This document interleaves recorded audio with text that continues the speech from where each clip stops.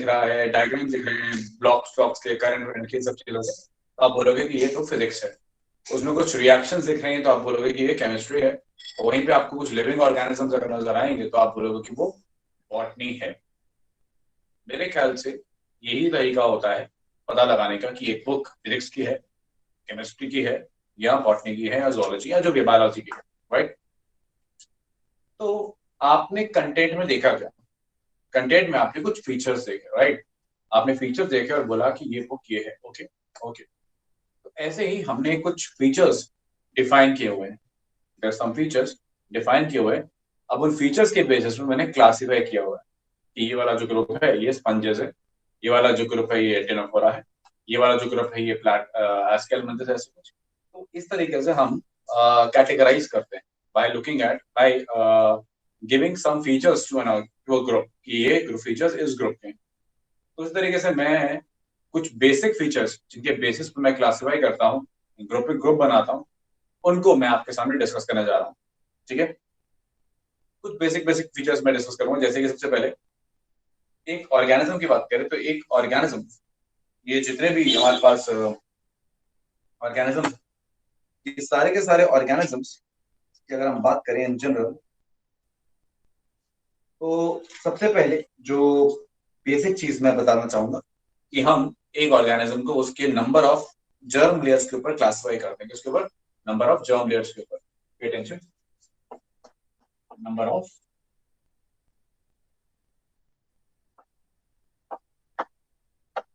Germ layers, okay. तो number of germ layers के ऊपर उसे हम क्या करते हैं? क्लासिफाई करते हैं। जिसमें अगर जर्म लेयर्स 2 है, देयर आर 2 जर्म लेयर्स, तो उसको बोलते हैं डिप्लोब्लास्ट। और अगर जर्म लेयर्स 3 होती है तो हम उसे बुलाते हैं द ट्रिप्लोब्लास्ट। तो there can be organisms which are diploblastic, there can be organisms which are triploblastic. तो जर्म लेयर्स के बेसिस पे दो तरीके के ऑर्गेनिजम्स हैं, डिप्लो एंड दी ट्रिप्लोब्लास्टिक। आइए थोड़ा सा इसको और डिटेल में समझने की कोशिश करते हैं। Let's understand it in bit detail. और डिटेल में समझने के लिए वापस से मैं इसको मिटा रहा हूँ, डिप्लोब्लास्टिक, ट्रिप्लोब्लास्टिक। इसको मिटा के मैं एक डायग्राम बना रहा हूँ आपके लिए, ध्यान से समझिएगा।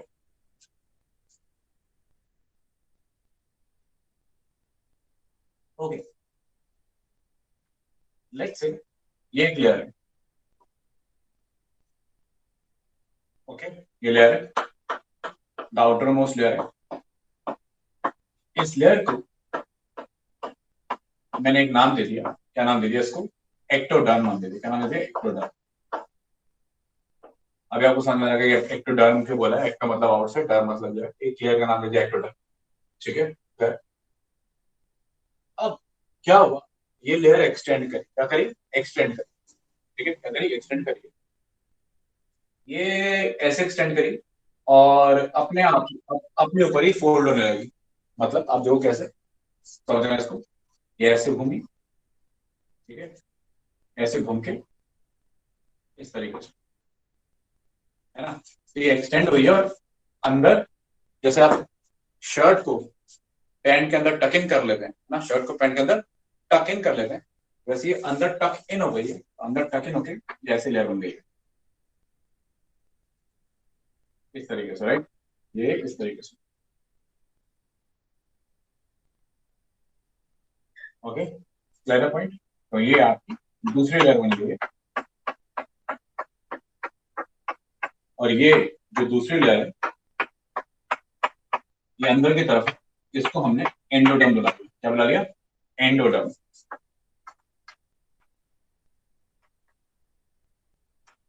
एंडोडर्म। अब कुछ ऑर्गेनिजम्स होते हैं, कुछ क्या होते हैं? ऑर्गेनिजम्स होते हैं जैसे कि Porifera, sponges, seal and prints, यानी जेलीफिश वगैरह, एंड टिनोफोरा, ये तीन ग्रुप्स ऐसे हैं जो कि डिप्लोब्लास्टिक है। मतलब उनमें यही दो लेयर्स हैं, endoderm, right, and the ectoderm, endoderm and the ectoderm. Clear है पॉइंट? आ रही है बात समझ में? कोई डाउट? ओके। तो एक्टोडर्म और एंडोडर्म दो ही लेयर्स हैं। तो इस तरीके के स्ट्रक्चर को हम क्या बोलते हैं, डिप्लोब्लास्टिक ऑर्गेनिजम्स। और डिप्लोब्लास्टिक ऑर्गेनिजम्स में कौन कौन आएगा, Porifera, coelenterates and the Ctenophora, 3 groups आ गए। अब कभी कभार क्या होता है, कभी कभार क्या इन हायर लेवल ऑफ ऑर्गेनिजम्स में क्या होता है, 2 लेयर्स के बजाय, अच्छा एक चीज और ध्यान रखिएगा, ये जो छोटी सी ओपनिंग है, ये वाला जो पार्ट हिस्सा है ओपनिंग है, इसको हम बुलाते हैं ब्लास्टोपोर। ब्लास्टोपोर, ठीक है। और जो कि या तो माउथ बन सकता है बाद में एनिमल का माउथ बनेगा या एनस बनेगा, माउथ या एनस बनेगा। Clear point. अगर उसके पास सिर्फ माउथ है, एक ही ओपनिंग है, फॉर एग्जांपल अगर हम पॉलीफेरा की बात करें, सिलेंट्रेट्स की बात करें, तो उनके पास एक ही ओपनिंग होती है, ठीक है, दूसरी ओपनिंग नहीं होती। वही खाना खाने के लिए है और वही चीजों को बाहर ले जाने के लिए, मतलब इंजेक्शन और इंजेक्शन के लिए एक ही ओपनिंग होती है, और उसको ही चाहे आप माउथ बोल लो चाहे आप एनस बोल लो। तो ऐसे ऑर्गेनिजम्स भी होते हैं। ऐसे ऑर्गेनिजम्स को हम बोलते हैं कि they have incomplete digestive system, जिनका डाइजेस्टिव सिस्टम पूरा नहीं बना है। लेकिन अगर हम आपकी बात करें, ह्यूमंस की बात करें या दूसरे ऑर्गेनिजम्स की बात करें, हायर ऑर्गेनिजम्स की बात करें, तो आपको पता है कि आपके पास एक माउथ भी है और एक एनस भी है। माउथ से खाना अंदर आएगा, एनस से जो खाना डाइजेस्ट नहीं हुआ वो बाहर जाएगा, उसको बोलते हैं इजेस्शन। तो माउथ फॉर इंजेस्शन, एनस फॉर इजेस्शन। तो ऐसा जिनके पास होता है, मेरी बात ध्यान से सुनेगा, मैं हर चीज लिखवाऊंगा नहीं, कुछ बता रहा हूँ तो नोट कर लीजिए। तो ऐसा जिनके पास होता है उनको हम बोलते हैं कि those organisms have complete digestive system. तो जैसे कि आप हो, आपका डाइजेस्टिव सिस्टम कैसा है, कंप्लीट, माउथ भी है एनस भी है। लेकिन कुछ ऑर्गेनिज्म ऐसे हो सकते हैं जिनके पास या तो माउथ होगा या तो एनस होगा। Clear point. तो जो भी जिनके पास एक ही ओपनिंग है, चाहे वो माउथ चाहे वो एनस, जो भी ओपनिंग है वो किसने बनाई है, ब्लास्टोपोर ने बनाई है।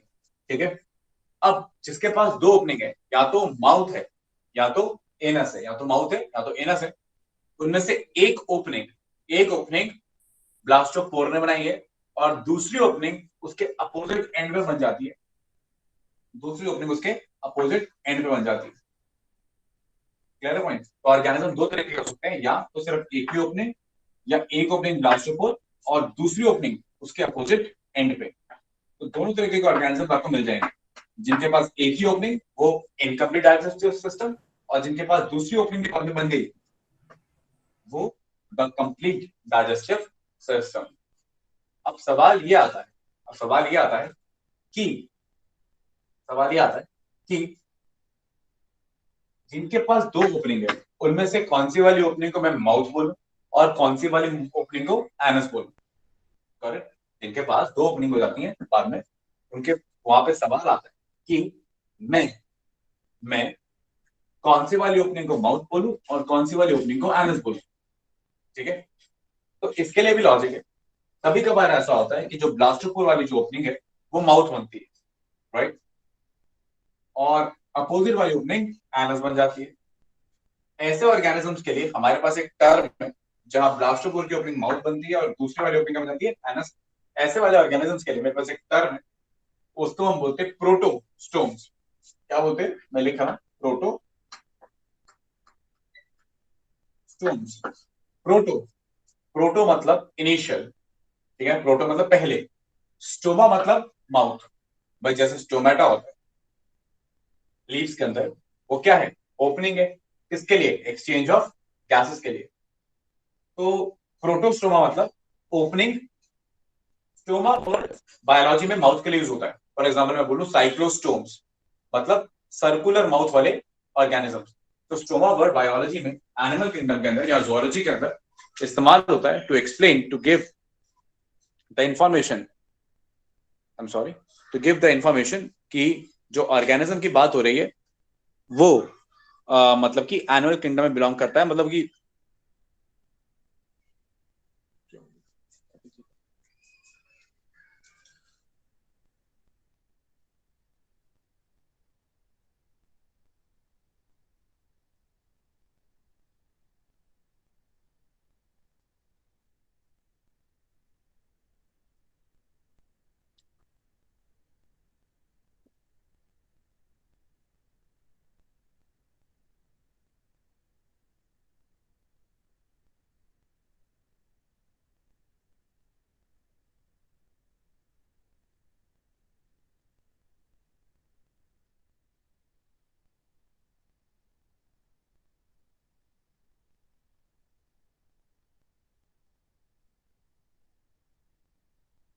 Just give me a minute. I'll just adjust this thing. Okay. तो कंटिन्यू करते हैं. मेरी आवाज आ रही होगी सब लोगों को? या सो मैं यही बता रहा था आपको. यस, तो आपको ये बता रहा था कि एक ओपनिंग है, ठीक है ना. अगर ब्लास्टोपोर माउथ में बन गया तो हम क्या बोलेंगे? प्रोटोस्टोम्स. क्या बोलेंगे? प्रोटोस्टोम्स. और यही माउथ अगर मान लेते हैं ये ब्लास्टोपोर जो है ये वाला पार्ट बना एनस, ठीक है. ओके, तो एनस पहले बनेगा और ये वाली ओपनिंग क्या बनेगी? माउथ. तो माउथ क्या बनेगा? बाद में बनेगा. तो ऐसे ऑर्गेनिजम्स को हम बोलेंगे ड्यूट्रोस्टोम्स. ड्यूट्रोस्टोमा या ड्यूट्रोस्टोम्स. तो सिंपल सा है, अगर ब्लास्टोपोर से माउथ, तो माउथ फर्स्ट प्रोटोस्टोमा ऑर्गेनिजम्स या प्रोटोस्टोम्स. और अगर ये वाली ओपनिंग जो है ये एनस में बन गई तो फिर माउथ बाद में बनेगा, यानी ड्यूट्रोस्टोम ऑर्गेनिजम्स. क्लियर है? इवोल्यूशन में प्रोटोस्टोम्स पहले आए हैं, ड्यूट्रोस्टोम्स बाद में आए हैं. तो आप ड्यूट्रोस्टोम्स हैं, इसका मतलब जो आपका माउथ है वो दूसरी ओपनिंग से बना है और जो एनस है वो ब्लास्टोपोर से बना. मतलब हमारी बॉडी में एनस पहले बना है, माउथ जो है वो बाद में बना है. और ड्यूट्रोस्टोम्स की शुरुआत कहां से होती है? मैं बताया था, ड्यूट्रोस्टोम्स की जो शुरुआत है वो हो रही है स्टारफिश से, एकाइनोडर्मेटा से. तो ड्यूट्रोस्टोम्स कौन कौन है? एकाइनोडर्मेटा ड्यूट्रोस्टोम है. Very good. एकाइनोडर्मेटा के बाद अगर आए तो हेमिकॉर्डेटा, वो ड्यूट्रोस्टोम है. हेमिकॉर्डेटा के बाद आए तो कॉर्डेटा, वो भी क्या है? ड्यूट्रोस्टोम्स है. तो तीन ग्रुप्स हो गए, एकाइनोडर्मेटा, हेमिकॉर्डेटा एंड कॉर्डेटा. तीन ग्रुप्स कैसे हैं, तीन फाइलम्स कैसे हैं? ड्यूट्रोस्टोम्स. इससे पहले जितने ऑर्गेनिजम्स जिनके पास माउथ और एनस दोनों है, इससे पहले जितने ऑर्गेनिजम्स जिनके पास माउथ और एनस दोनों है, वो सब किस कैटेगरी के अंदर आएंगे? वो सब आएंगे under the category known as protostomes. एक एक फीचर बता दिया, ठीक है. तो अगली बार मैं बोलूं प्रोटोस्टोम्स तो समझ जाना कि मैं एस्केहेलमिंथस, एनालिथ्स, आर्थ्रोपोडा, मोलस्का की बात कर रहा हूं. अगर मैं बोलूं ड्यूट्रोस्टोम्स तो समझ जाना कि मैं एकाइनोडर्मेटा, हेमाइकॉर्डेटा और कॉर्डेटा की बात कर रहा हूं. I suppose I am very much clear on this. Okay, अब इसी डायग्राम के अंदर आगे चलते हैं, ठीक है. देखिए जिस तरीके से चीजें आपको मैं बता रहा हूँ आपको कोई नहीं बताएगा, तो जरा ध्यान दीजिए, ठीक है ना. ये जो स्ट्रक्चर है, अब आप देखना कि ये माउथ है, ये एनस मान लीजिए बन जाएगा, तो इसको मिटा देते हैं कि मान लीजिए बना नहीं है, ये टाइम लगता है बनने में, तो इसको जरा छोड़ देते हैं, इसको ऐसे ही बंद कर देते हैं, ठीक है. Let's close it of. Okay, तो अब क्योंकि ये आप देख रहे हैं माउथ यहाँ की ओपनिंग बनने वाला बाद में, तो ये एक गट है भाई. जहां माउथ होगा वो गट एलिमेंट्री कैनाल होगा, राइट. तो ये गट है और गट के लिए मैं एक साइंटिफिक वर्ड इस्तेमाल करता हूं और उस वर्ड का नाम है एंटरॉन. मैं आगे यहाँ मिटा रहा हूं. गट के लिए मैं एक साइंटिफिक वर्ड इस्तेमाल करता हूं, ध्यान रखिएगा, एंटरॉन. आपकी बात जब भी वर्ड एंटरॉन आए, एंटरॉन, तो इसका मतलब गट की बात हो रही है, एलिमेंट्री कैनाल की बात हो रही है, ठीक है ना. अगर मैं बोलूं एंटेरोकॉकस बैक्टीरिया, मतलब वो इंटेस्टाइन में रहने वाला कोकाई बैक्टीरिया है. अगर मैं बोलूं लेट्स से सील एंटरेट्स, मतलब कैविटी है जो एंट्रॉन यानी इंटेस्टाइन जैसी है, ठीक है ना. अगर मैं बोलूं मीज एंट्रॉन, मीज मतलब मिडल, एंट्रॉन मतलब इंटेस्टाइन, तो बीच का इंटेस्टाइन. तो एंट्रॉन वर्ड इंटेस्टाइन के लिए इस्तेमाल होता है, ये याद रखिएगा. एंट्रॉन इसके लिए इस्तेमाल होता है इंटेस्टाइन के लिए. और मैं आपसे अब कुछ कुछ इंग्लिश के वर्ड्स आपसे पूछना चाहूंगा कि आप लोग म्यूजियम में गए हैं, कितने लोग म्यूजियम में गए हैं? How many of you have visited museum?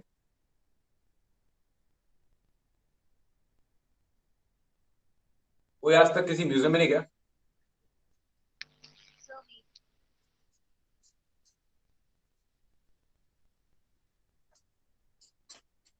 आपकी क्लास में कोई भी आज तक म्यूजियम नहीं गया? So me. ऐसे कैसे होता है? इशिका, कौन कौन गया म्यूजियम में? क्या नाम है? हर्षिता. Yes sir. म्यूजियम में गई हो तुम? Yes sir.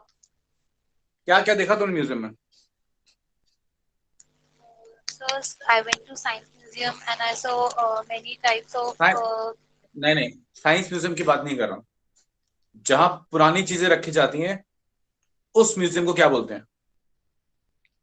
Historical museum. हाँ, Historical museum. What museum? Historical museum.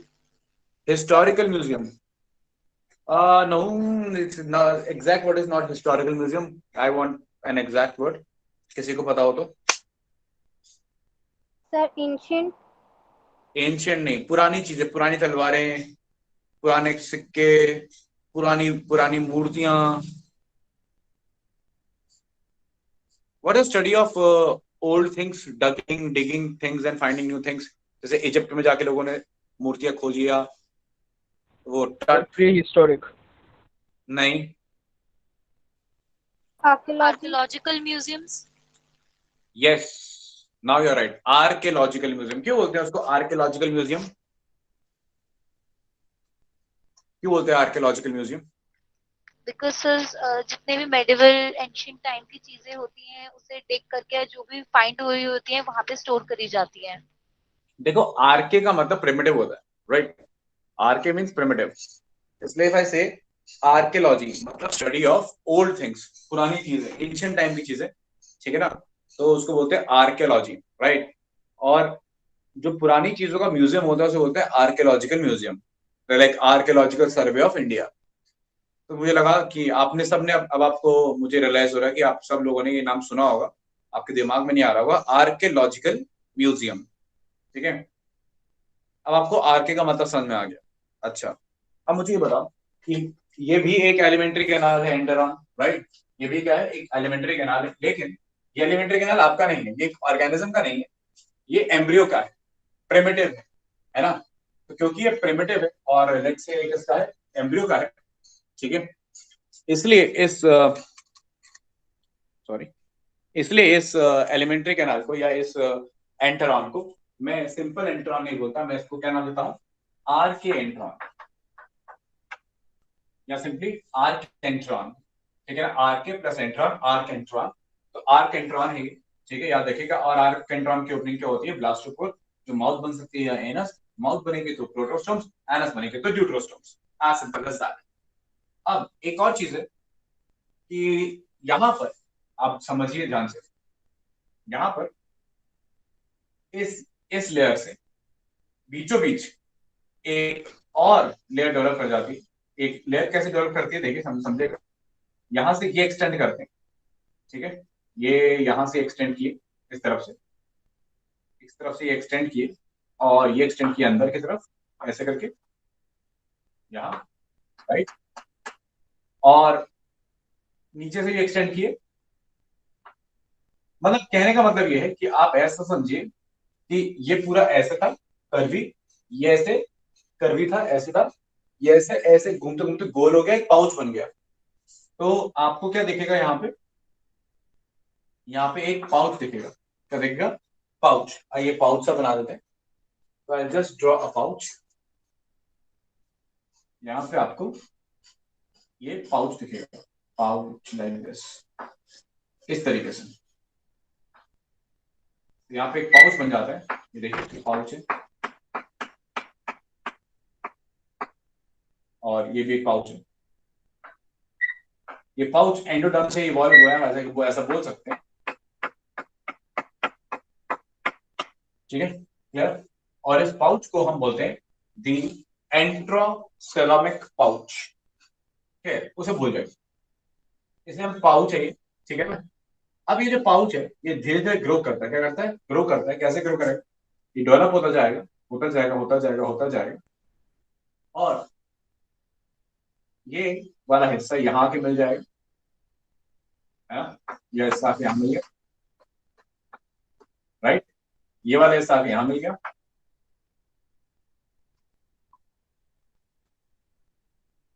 Right? Okay. और ये वाला हिस्सा भी आके उसी तरीके से यहाँ एक्सटेंड कर गया.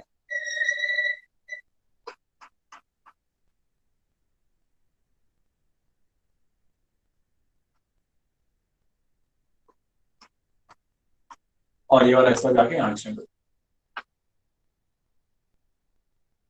मर्ज करिए.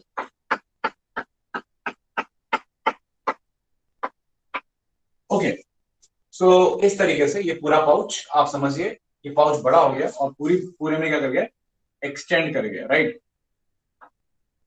अब जैसे ही एक्सटेंड कर गया है पूरे में, ठीक है, हमारी बात समझ। अब ये तीसरी लेयर बन गई है जो रेड कलर से दिखा रखी है मैंने, ये तीसरी लेयर को हम बुलाते हैं द मीजोडर्म। क्या बुलाते हैं? मीजोडर्म। तो अब 3 लेयर्स हो जाती है। पहली पहली कौन सी बेटा? पहली है the ectoderm, the outer most ectoderm, ठीक है। फिर अंदर जाएंगे तो सबसे अंदर जाएंगे तो ये हो गई एंडोडर्म, ठीक है। और इसके बाहर वाली क्या है बेटा? मीजोडर्म है। क्या है? मीजोडर्म। तो इस तरीके से 3 लेयर हो गई, एक्टो, एंडो और मीजो। तो ऐसे ऑर्गेनिज्म जिसमें दो के बजाय 3 लेयर्स होंगी, कौन सी? एक्टो, एंडो और मीजो। ऐसे ऑर्गेनिजम्स को क्या बोल देंगे? Triploblastic organism. Triploblastic organisms. Clear है पॉइंट? आ रही बात समझ में? और ये भी मेसोडर्म है, ये भी मेसोडर्म है, ये अंदर वाली मेसोडर्म है, ये बाहर वाली मेसोडर्म है। दोनों मेसोडर्म के बीच में आप ये कैविटी देख सकते हो, ये स्पेस देख सकते हो।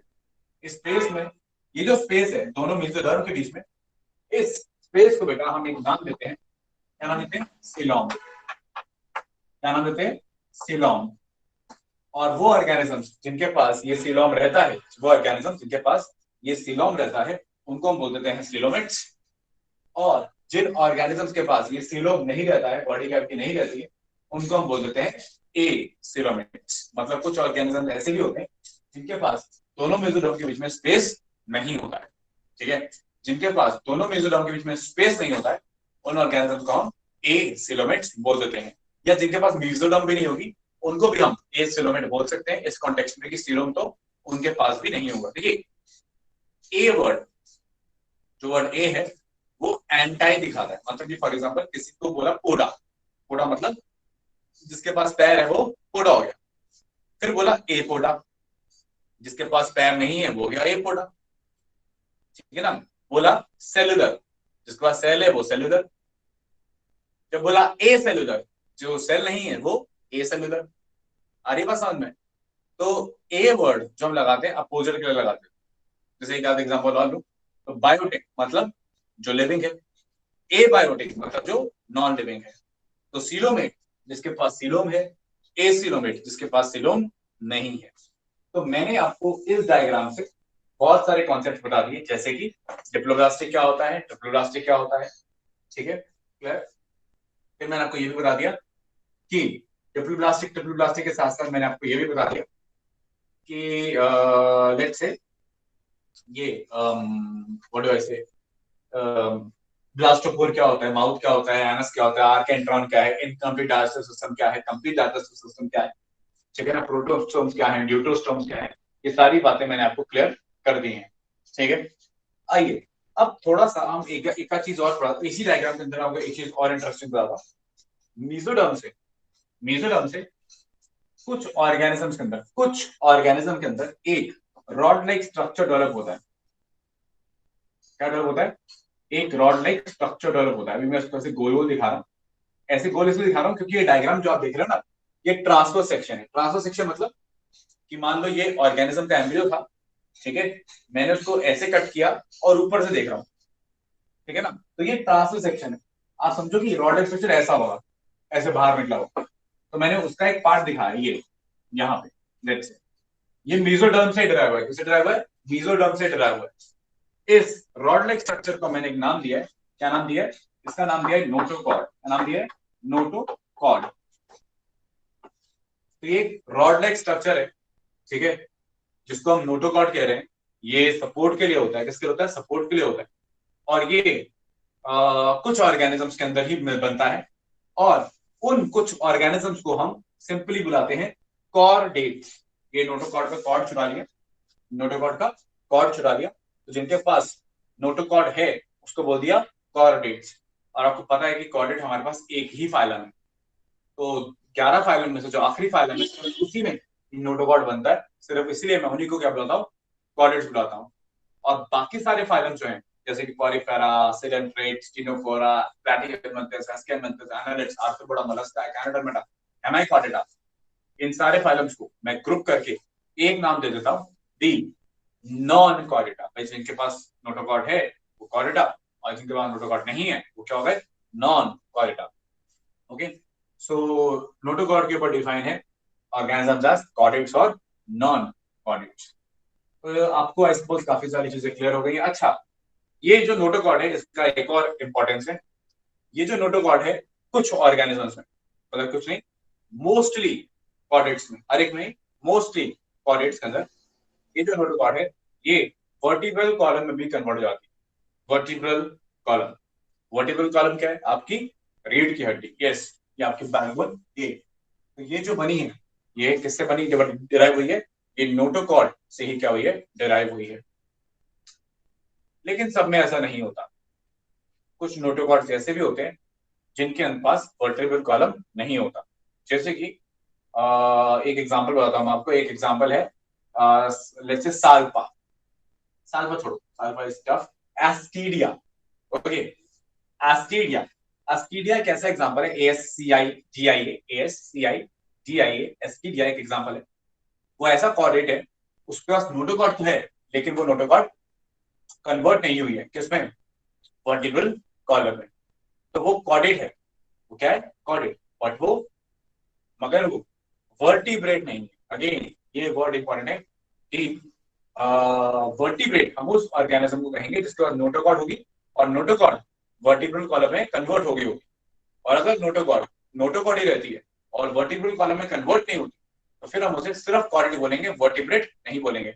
वर्टिब्रेट बोलने के लिए नोटोकॉर्ड का वर्टिब्रे में कन्वर्ट होना जरूरी है, जो सबके साथ नहीं होता। तो अगर मैं आप लोगों से बोलूं कि all vertebrates, all vertebrates are chordates, तो ये क्या बात है, सही, क्या ये बात सही है, क्या सारे वर्टिब्रेट्स कॉर्डेट्स होंगे?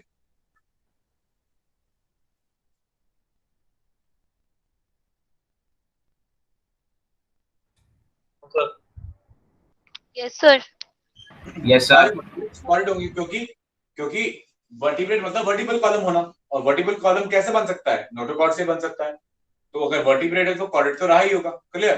तो all vertebrates are chordates. Okay, अगर मैं बोलूं ऑल कॉर्डेट्स आर वर्टिब्रेट्स, तो क्या ये बात सही है? No no sir. No sir. Sir. No sir. नहीं, नो ये सर। बात सही नहीं है, क्योंकि आपको पता लग गया कि मैंने अभी बताया एस्कीडिया, एस्कीडिया क्या है, कॉर्डेट तो है लेकिन वर्टिब्रेट नहीं है। ओके, अच्छा, तो एस्कीडिया जैसे जो ऑर्गेनिजम्स हैं जो कॉर्डेट्स तो हैं लेकिन वर्टिब्रेट्स नहीं है, उनके लिए हमने एक नाम दिया है प्रोटोकॉर्डेट्स, मतलब इनिशियल कॉर्डेट्स। प्रोटो बताया ना, इनिशियल होता है, तो प्रोटोकॉर्डेट्स मतलब इनिशियल कॉर्डेट्स जो कि वर्टिब्रेट्स अभी नहीं बने हैं। तो protochordates are the chordates which are invertebrates, बोल सकता हूं ना, वर्टिब्रेट का अपोजिट क्या होता है, इनवर्टिब्रेट्स। तो प्रोटोकॉर्डेट्स आर कॉर्डेट इनवर्टिब्रेट्स। अगर मैं लाइन बोलूं कि प्रोटोकॉर्डेट्स आर कॉर्डेट इनवर्टिब्रेट्स, तो क्या बात सही है? Yes sir. ओके, मैं एक दो लाइनें और बोलने जा रहा हूं आपको।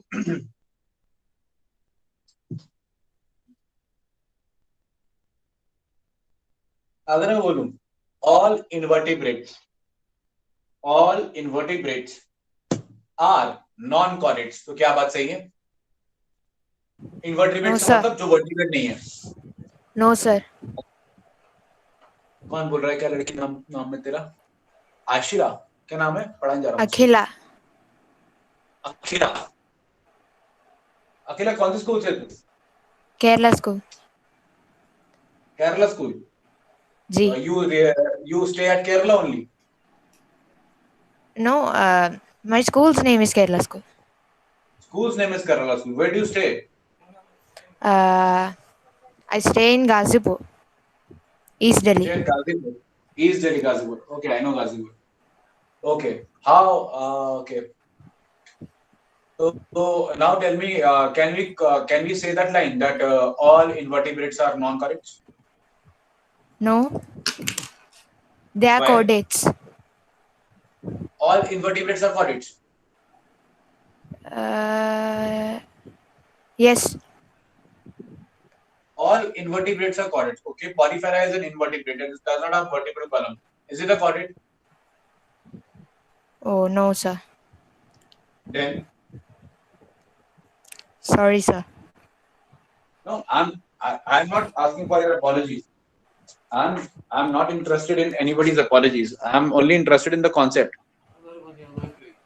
I want you to answer. Just answer. Okay, sir. आपकी स्क्रीन ब्लर हो गई होगी, स्क्रीन नजर नहीं आ रही होगी. Just give me a minute.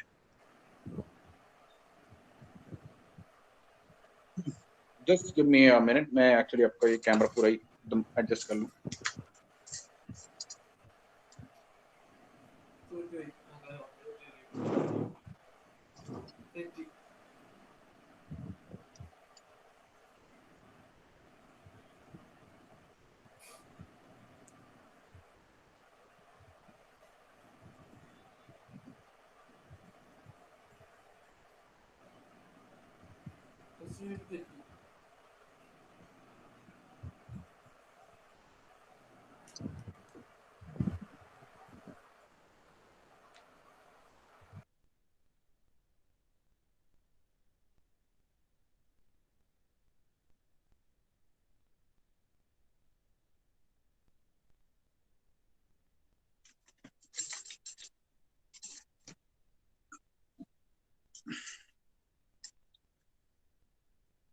Okay, I suppose आपको सबको स्क्रीन क्लियरली नजर आ रही है, राइट?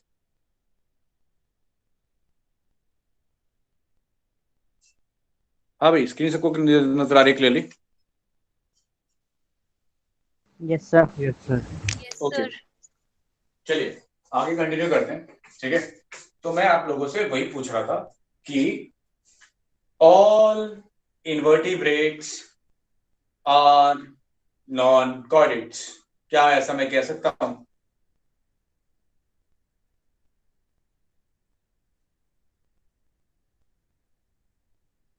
भाई एक बात बताओ, एस्कीडिया क्या है? कॉर्डेट है कि नॉन कॉर्डेट है?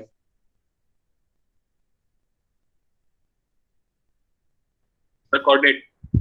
एस्कीडिया कॉर्डेट है? वर्टिब्रेट है, इनवर्टिब्रेट है? Invertebrates. इनवर्टिब्रेट. तो मेरे पास एग्जांपल हो गया ना, Ascidia. Ascidia is an example which is a non-chordate, sorry, which is a chordate, but it is an invertebrate. तो कुछ invertebrate chordate भी हो सकते हैं, right? तो अगर मैं Yes, sir. स्टेटमेंट बोलूं कि all invertebrates are non-chordates, तो स्टेटमेंट गलत हो गई, because of Ascidia, because of protochordates, right? Yes, sir. Got it, everybody? Yes, sir. Yes sir. Sir. आइए, सर। इतनी जोर से जिसने yes sir बोला है, ये आफिक फिरदौस या अखिल सिंह, कौन था बड़े जोश से yes sir बोलने वाला? उससे एक मैं सवाल पूछना चाहूंगा.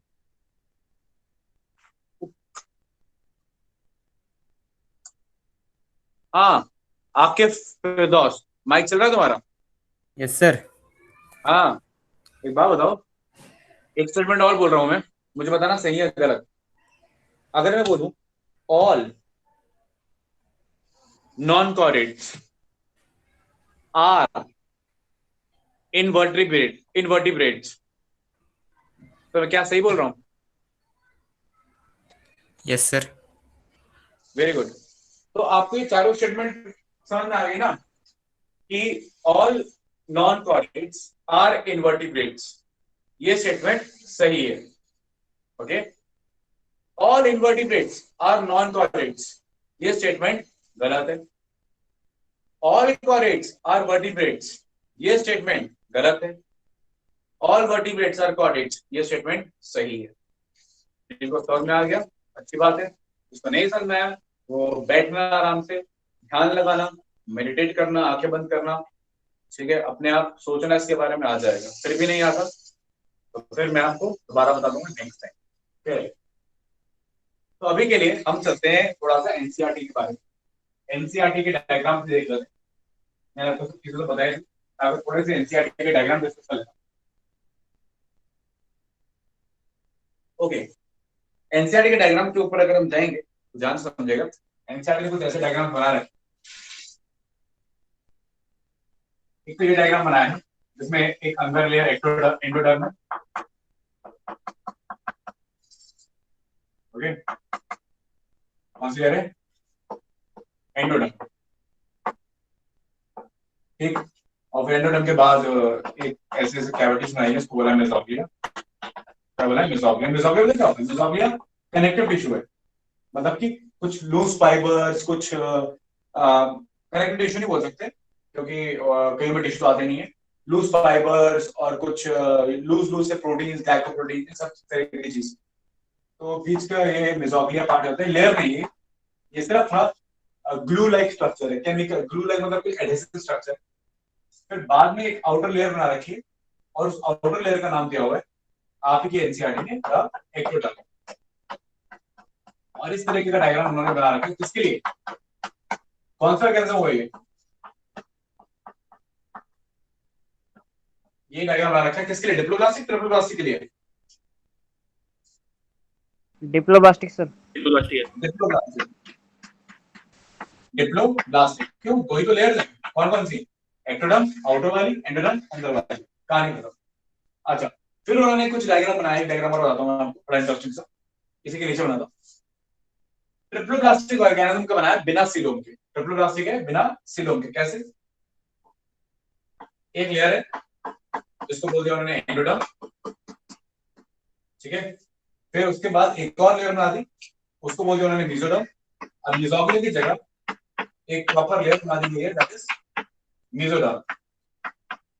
तो मेसोडर्म भी अलग है इसलिए मैं इसको अलग से लेबल करता हूं, बाकी वही सेम है। और आउटर मोस्ट उन्होंने फिर से बना दी क्या? आपकी एक्टोडर्म। ये एनसीईआरटी की बता दूं, ठीक है ना? तो ये हो गया एक्टोडर्म, एक्टो, मेसो और सबसे वाली क्या थी? एंडो। तो ये तीन लेयर्स बना दी, तो इसको बोल रखा है ट्रिप्लोब्लास्टिक। लेकिन ये आप ध्यान रखो, ये जो ट्रिप्लोब्लास्टिक ऑर्गेनिजम्स है इसमें कोई भी सीलोम या बॉडी कैविटी नहीं है, राइट? ओके। अब फिर एनसीईआरटी ने एक और डायग्राम बनाया है, उसको ध्यान देना। ये एंडोडर्म और फिर बनाया है एक मेसोडर्म, जैसे कि मैंने बनाया था। मैं थोड़ा ओरिजिनल बनाया था, मैं थोड़ा सा उसको एक डायग्रामेटिक रूप दिया ताकि आपको बेटर समझ में। मैं थोड़ा और बायोलॉजिकल पर्सपेक्टिव से बनवाया था, इन्होंने थोड़ा सा ड्राइंग जैसा बनाया।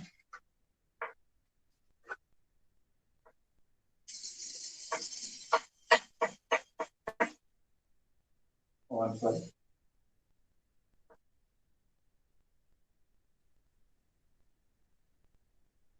इन्होंने दो मेसोडर्म बनाए, देख सकते हैं, एक बाहर वाले अंदर वाले मेसोडर्म, दोनों वाले मेसोडर्म और इनको कैसे कनेक्ट कर दिया, ओके। और एक और आउटर लेयर बनाएगी, end of course outer layer क्या रहेगी?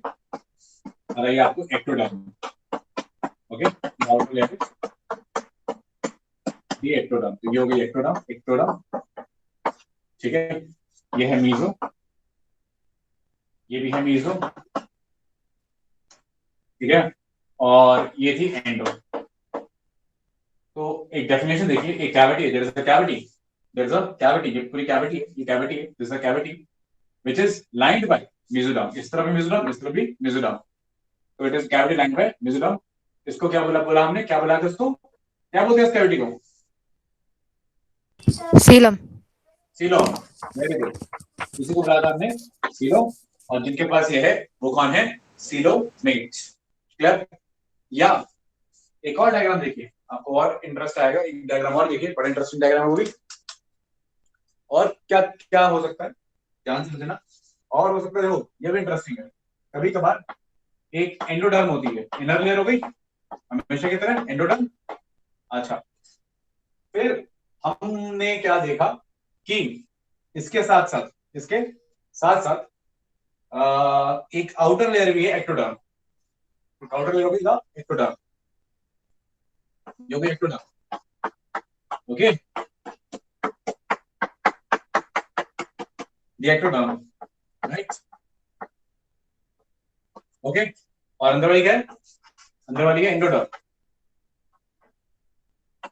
राइट। अच्छा, बीच में पाउच है बहुत सारे, एक नहीं दो नहीं बहुत सारे, एक पाउच, दो पाउच, तीन पाउच, चार pouch, let's say 5 pouch, pouch ही बहुत सारे पाउच हैं।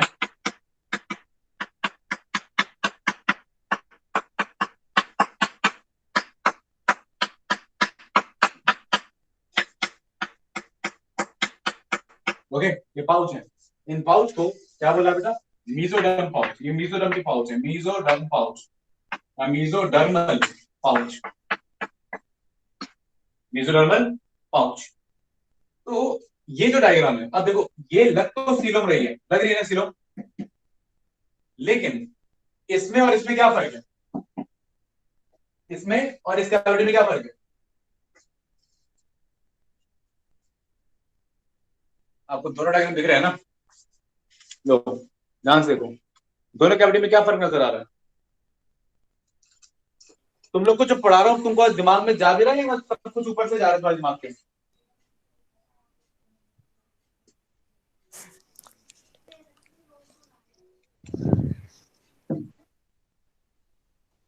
तुम लोग को जो पढ़ा रहा हूं तुम लोग के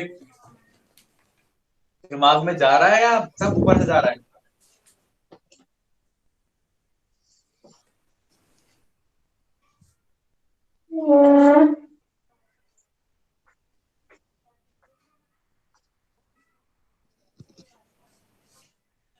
इशिता जिंदल, आवाज आ रही है? Yes sir. कौन से स्कूल से आप? तो विद्या बाल भवन।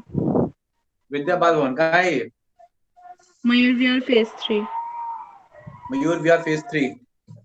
Very good. अब तो मेट्रो बन गई है वहां पे। मुझे ये बताओ, जो बता रहा हूँ समझ में आ रहा है तुमको? Yes sir. ओके। 10th में कितने परसेंटेज था तुम्हारा? कितना, क्या सीजीपीए था? सो 93%। 93%। अच्छा, मुझे बताओ दोनों डायग्राम में क्या फर्क नजर आ रहा है तुमको? दोनों डायग्राम के सीलों में क्या फर्क नजर आ रहा है तुमको? सर एक में सिलम कंप्लीट लग रहा है, एक में पाउचेस लग रहा है। अच्छा, अगर मैं कहूँ कि ध्यान से देखना, दिख रहे दोनों डायग्राम दिख रहे हैं? Yes sir. ओके, तो पहले तो आप इस डायग्राम में फोकस करो, लाइक दिस। ओके, इस डायग्राम में फोकस करो, दिख रहा है ना? करेंगे। अब अगर इस डायग्राम में आप ध्यान से देखो, ठीक है, यू कैन सी क्लियरली, तो क्या मैं ये कह सीलोम हूँ कि इसमें जो सीलोम है उसके दोनों तरफ मीजोडर्म? Yes sir. ठीक है, तो I can say that this coelom is, this cavity is lined by the mesoderm, right? Yes sir. Okay, अब इस डायग्राम पे आ जाओ। अब इस डायग्राम पे जरा ध्यान से देखें। Okay, wait a minute. अब अगर इस डायग्राम देखो तो यहाँ पे जो कैविटी है इसके आप देखेंगे तो इस कैविटी के राइट में, मतलब is it lined by mesoderm?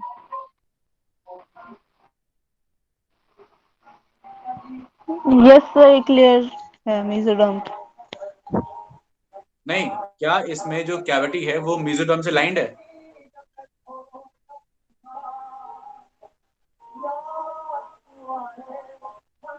आपको जो समझ में आ रहा है बोलो। Yes sir. अच्छा, अब मैं तुम्हें बता रहा हूँ, लाइंड का मतलब समझते हो इशिता?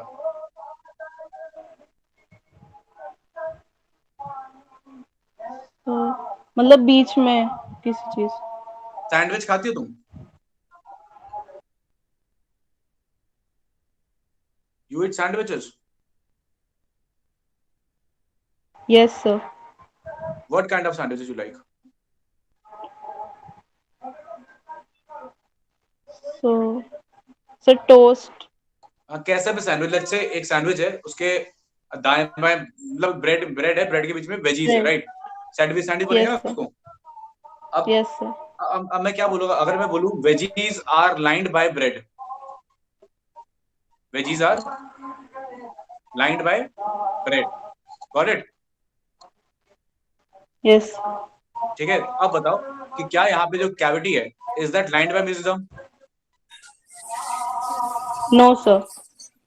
वेयर एज इस डायग्राम में अब बताओ, is cavity lined by mesoderm? Yes, sir. Okay, thank you Ishita, that's all.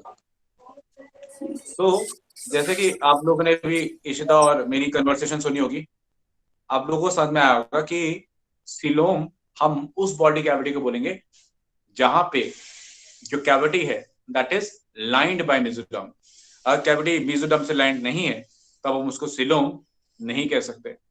इसका मतलब जो मेरे लेफ्ट वाला डायग्राम है सिर्फ वही सीलोमेट का है, राइट वाला डायग्राम सीलोमेट का नहीं है। हालांकि ये जो मेरे राइट वाला डायग्राम है ये कभी कभी ऐसा लगता है, मतलब दिखने में ऐसा लगता है कि ये सीलोम है।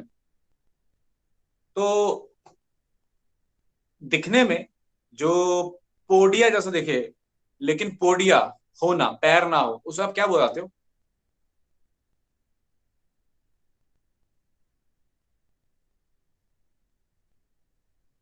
अमीबा के पैर होते हैं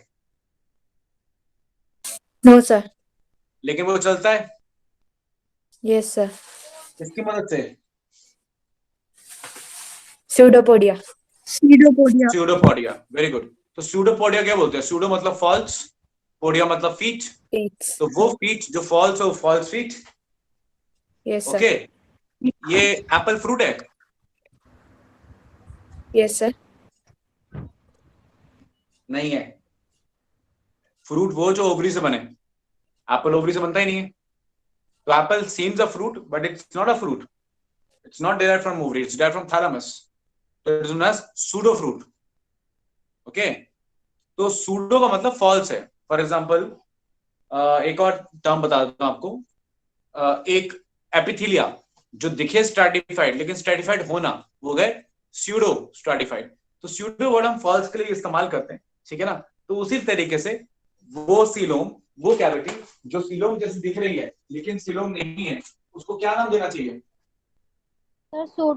Pseudocilium. Pseudocolmate. और समझ गए, तो उसको नाम देना चाहिए सूडोसिलोम। तो मैं उसको नाम दे देता हूँ, ये नाम दे दिया मैंने सूडोसिलोम। वो नाम दिया सूडोसिलोम, और जो ऑर्गेनिज्म जिनके पास ये सूडोसिलोम होगा उसको क्या बुलाएंगे? Pseudocolmate. Pseudocoelomate. ये कुलोम है, ये कुलोम है। अगर ये कुलोम होती तो सूडोकुलोमेट्स बुलाते, लेकिन क्योंकि ये सूडोसिलोम है तो ये सूडोसिलोमेट्स कहलाएंगे, ठीक है ना। सीलोम क नहीं स, ठीक है ना। तो अब आप समझ गए। तो मेरे ख्याल से अब मैं आपको इन शॉर्ट बता सकता हूं, ध्यान से सुनना। ये डिप्लोब्लास्टिक, ठीक है, ये triploblastic acoelomate, triploblastic no coelom, triploblastic acoelomate, right. ये triploblastic coelomate, triploblastic coelomate, true coelomate. अब इनको सूडोसिलोमेट से अलग करने के लिए मैं स्पेसिफिकली और नाम क्या ले सकता हूं? यू। यू मतलब ट्रू, लास्ट टाइम बताया था, इन्हें मैं यू सिलोमेट भी ला सकता हूं, ठीक है। तो ये डिप्लोब्लास्टिक, ये ट्रिप्लोब्लास्टिक एसिलोमेट, ये ट्रिप्लोब्लास्टिक यू सिलोमेट, और ऑफ कोर्स सिलोमेट होने के लिए ट्रिप्लोब्लास्टिक होना जरूरी है। क्यों? बिना मेसोडर्म के तो सिलोम बन नहीं सकती। तो अगर मैं सिर्फ सिलोमेट बोल रहा हूं तो वो क्लियर है कि ट्रिप्लोब्लास्टिक ही होगा। तो ये यूसिलोमेट और ये इधर लास्ट वाले ये स्यूडो सिलोमेट, क्लियर। और इवोल्यूशन कैसे हुआ है? इवोल्यूशन कैसे हुआ है? इवोल्यूशन हुआ है पहले डिप्लोब्लास्टिक आए, फिर ट्रिप्लोब्लास्टिक आए, फिर झूठी सिलोम आई, फिर सच्ची सिलोम आई। तो डिप्लोब्लास्टिक, ट्रिप्लोब्लास्टिक, झूठी सिलोम, सच्ची coelom, that's the way the evolution has occurred. Clear point? आ रही बात समझ में? अब आपको मैंने लास्ट टाइम सारे फाइलम्स के नाम लिखवाए थे, लिखवाए थे, लिखवाए थे? Yes, sir. अकेला, हाँ, जरा शुरू हो जाओ फटाफट से। पहला फाइलम क्या है? Protista. Porifera. पहले गेट श्योर, पोरिफेरा है प्रोटिस्टा? Porifera. पोरिफेरा, पोरिफेरा कुछ नहीं बोलते उसके बारे में, उसको अभी हम स्टैंड पे रखते हैं। क्यों? अभी बाद में बताऊंगा, छोड़ देते हैं। अगले फाइलम पे आ जाओ। Colenterata. It's known as Coelenterata. क्या बोलते हैं? Coelenterata. Very good, it is diploblastic. भाई इवोल्यूशन के हिसाब से क्लासिफिकेशन है ना, किसके हिसाब से हाँ। क्लासिफिकेशन हुई लास्ट टाइम बताया था, इवोल्यूशन के हिसाब से। तो सीलेंट ट्रेट्स, डिप्लोब्लास्टिक। अगेन अगला बोलो, टेनोफोरा। टीनोफोरा, उन्हीं के भाई हैं, सीलेंट ट्रेट्स के भाई हैं। कौन सी कैटेगरी में आएंगे? डिप्लोब्लास्टिक। Very good. अगला फाइलम, प्लैटीहेल्मिन्थस। प्लैटीहेल्मिन्थस, फ्लैट हैं, चपटे हैं, कैविटी कहाँ होगी उनके अंदर? कैविटी हो ही नहीं सकती। तो Platyhelminthes, flat worms, they are triploblastic, they are triploblastic but without coelom. तो कौन सी कैटेगरी में आएंगे? ये वाले डायग्राम में, ये डायग्राम किसका है? प्लैटीहेल्मिन्थस का है, ट्रिप्लोब्लास्टिक एसिलोमेट्स, राइट। अगले फाइलम पे आ जाओ, Aschelminthes. Aschelminthes, it's pronounced as Aschelminthes, right. Okay sir. Okay, जैसे जैसे प्लैटीहेल्मिन्थस है ना, हेल्मिन्थस मतलब worms, okay. So okay. Platyhelminthes, Aschelminthes, Aschelminthes round worms, short में बोलते थे राउंड वर्म्स। राउंड वर्म्स की कैटेगरी कौन सी है? ये सूडोफिलामेंट्स। They are triploblastic, they have a mesoderm but they do not have a coelom, they are pseudofilaments। इकलौते pseudofilament organism, those are Aschelminthus। अगले पे आजा, Annelida. Annelids, Annelids, Arthropoda, Mollusca, Echinodermata, Hemichordata, Chordata। मैंने बचे हुए बाकी सारे, last diagram, that diagram, they are true coelomates with a proper well defined coelom। Any doubt? No sir. Akhila के अलावा नहीं, बाकी पूरी क्लास में किसी को कोई डाउट है तो पूछ लो, वरना आगे बढ़ेंगे।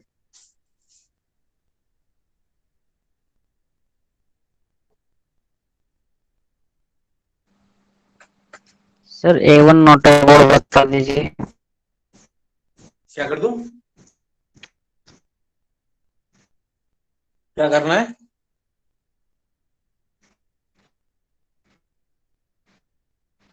आवाज नहीं आ रही तुम्हारी, क्या बोल रहे हो तुम?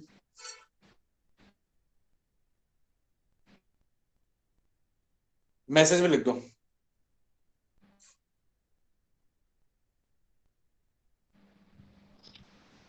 नोटो कोड के बारे में। किसके बारे में? नोटो कोड के बारे में। नोटो कोड के बारे में दोबारा बताओ। तुम्हें क्या समझना है नोटो कोड के बारे में, ये बताओ पहले। Yes sir. चलो एक मिनट रुको, बताता हूँ अभी। सर वो चहल राउंड तोमर, लाइक स्ट्रक्चर होता है। ओके मैं समझ गया। चहल तोमर, यस सर। बेटा नोटो कोड के बारे में बता दे फटाफट, ध्यान से नोटोकॉर्ड सुनना जो दर्शन। नोटोकॉर्ड जो होता है वो एक रॉड लाइक स्ट्रक्चर होता है। कैसा होता है? और रॉड लाइक, हाँ रॉड लाइक, हाँ ठीक है। और ये मेसोडर्मली डिराइव्ड होता है। और बहुत जैसे कि मेसोडर्म, एक मिनट रुको, मेसोडर्म से डिराइव होता है। देखो हमारे लेयर्स की इंपॉर्टेंस क्या है, फॉर एग्जांपल मैं बताता हूँ। ये लेयर्स डिफरेंट डिफरेंट ऑर्गन्स बनाते हैं। मतलब फॉर एग्जांपल अगर मैं अपनी स्किन की बात करूं, स्किन में एपिडर्मिस जो है वो एक्टोडर्म ने बनाई है, लेकिन जो डर्मिस है वो मेसोडर्म ने बनाई है। जो एलिमेंट्री कैनाल है वो एंडोडर्म ने बनाया है। हार्ट लेकिन मेसोडर्म ने बनाया है। बोन्स मेसोडर्म ने बनाई है, ठीक है। और ठीक है, आ रही बात समझ में? तो different different layers different different parts बनाती हैं। तो आपका नोटोकॉर्ड किसने बनाया है? नोटोकॉर्ड बनाया है मेसोडर्म ने। वेरी गुड, आगे कंटिन्यू करो चाहे। और जिन एनिमल्स के पास नोटोकॉर्ड होती है उनको कॉर्डेट्स बोलते हैं, और जो विदाउट नोटोकॉर्ड होते हैं उनको नॉन कॉर्डेट्स कहते हैं। ओके, और ये नोटोकॉर्ड किस में कन्वर्ट हो जाती है? वर्टिबल में, vertebral. Vertebral column. Vertebral column कभी सुना नहीं क्या तुमने? रीड किया डी? यस सर, सुना है। वेरी गुड, समझ में आ गया दर्शन? Yes sir. ओके, तो आई सपोज सबको ये सारी बातें क्लियर है, ठीक है। आगे बात करें। Yes sir. ओके, आगे कंटिन्यू करते हैं। चलिए इसको सारे को मिटा देते।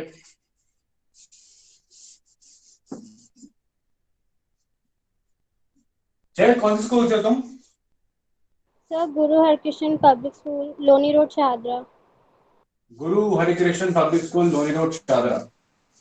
Yes sir. Very good.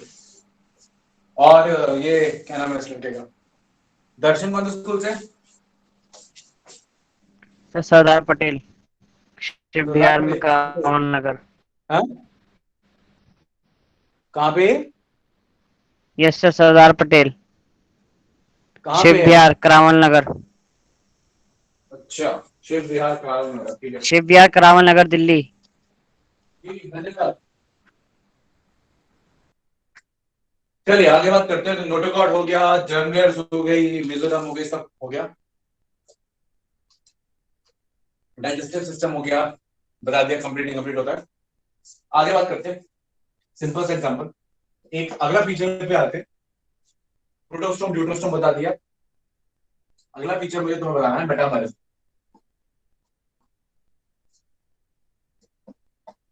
Metabolism मतलब सेगमेंटेशन।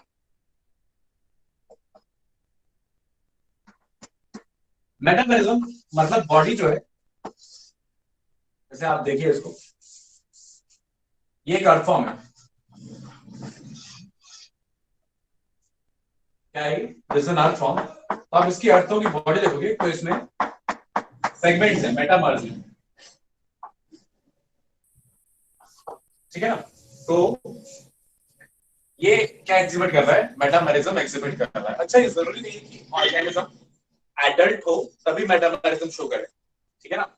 अगर हम ह्यूमन एम्ब्रियो की बात करें, अगर हम ह्यूमन के एम्ब्रियो की बात करें, तो ह्यूमन के एम्ब्रियो में भी ना, अगर आप ध्यान से देखेंगे डेवलपमेंट में, तो आपको कुछ स्ट्रक्चर्स नजर आएंगे, कुछ मेटामर्स नजर आएंगे, ठीक है ना? ह्यूमन का हमारा एम्ब्रियो है, तो उसमें भी इंडिविजुअल्स स्ट्रक्चर्स या मेटामर नजर आते हैं। तो ऑडिट्स हो गए, और ये सारे कॉर्डेट्स की प्रॉपर्टी है, ऑल कॉर्डेट्स की प्रॉपर्टी। तो कॉर्डेट्स हो गए, या अर्थोम हो गया, अर्थोम के एडल्ट्स हो गए, एनलेट्स हो गया, ठीक है ना? या ये कॉर्ड का एम्ब्रियो है, राइट? ठीक है। अच्छा, या आउट से ये इवन आर्थ्रोपोडा। अगर आप किसी आर्थ्रोपोड को देखोगे, मान लो ये कोई आर्थ्रोपोडा है, फ्लाई है, उसकी बॉडी में आपको मेटामर्स नजर आएंगे, मेटामर्स। तो ऐसे ऑर्गेनिजम्स जिनके पास मेटामर्स हो या सेगमेंट्स हो, चाहे एम्ब्रियो में हो चाहे एडल्ट में हो, सॉरी, ऐसे ऑर्गेनिजम्स को क्या बुलाते हैं? दे शो मेटामरिज्म यानी सेगमेंटेशन। पॉइंट एग्जांपल क्या है? Annelids, Arthropoda and the Chorda, they are the example of metamerism. Clear point? आ रही बात समझ में? और कोई दूसरा ऑर्गेनिज्म आपका दिमाग में आ रहा है जहां पे आपने सेगमेंट्स देखी हो?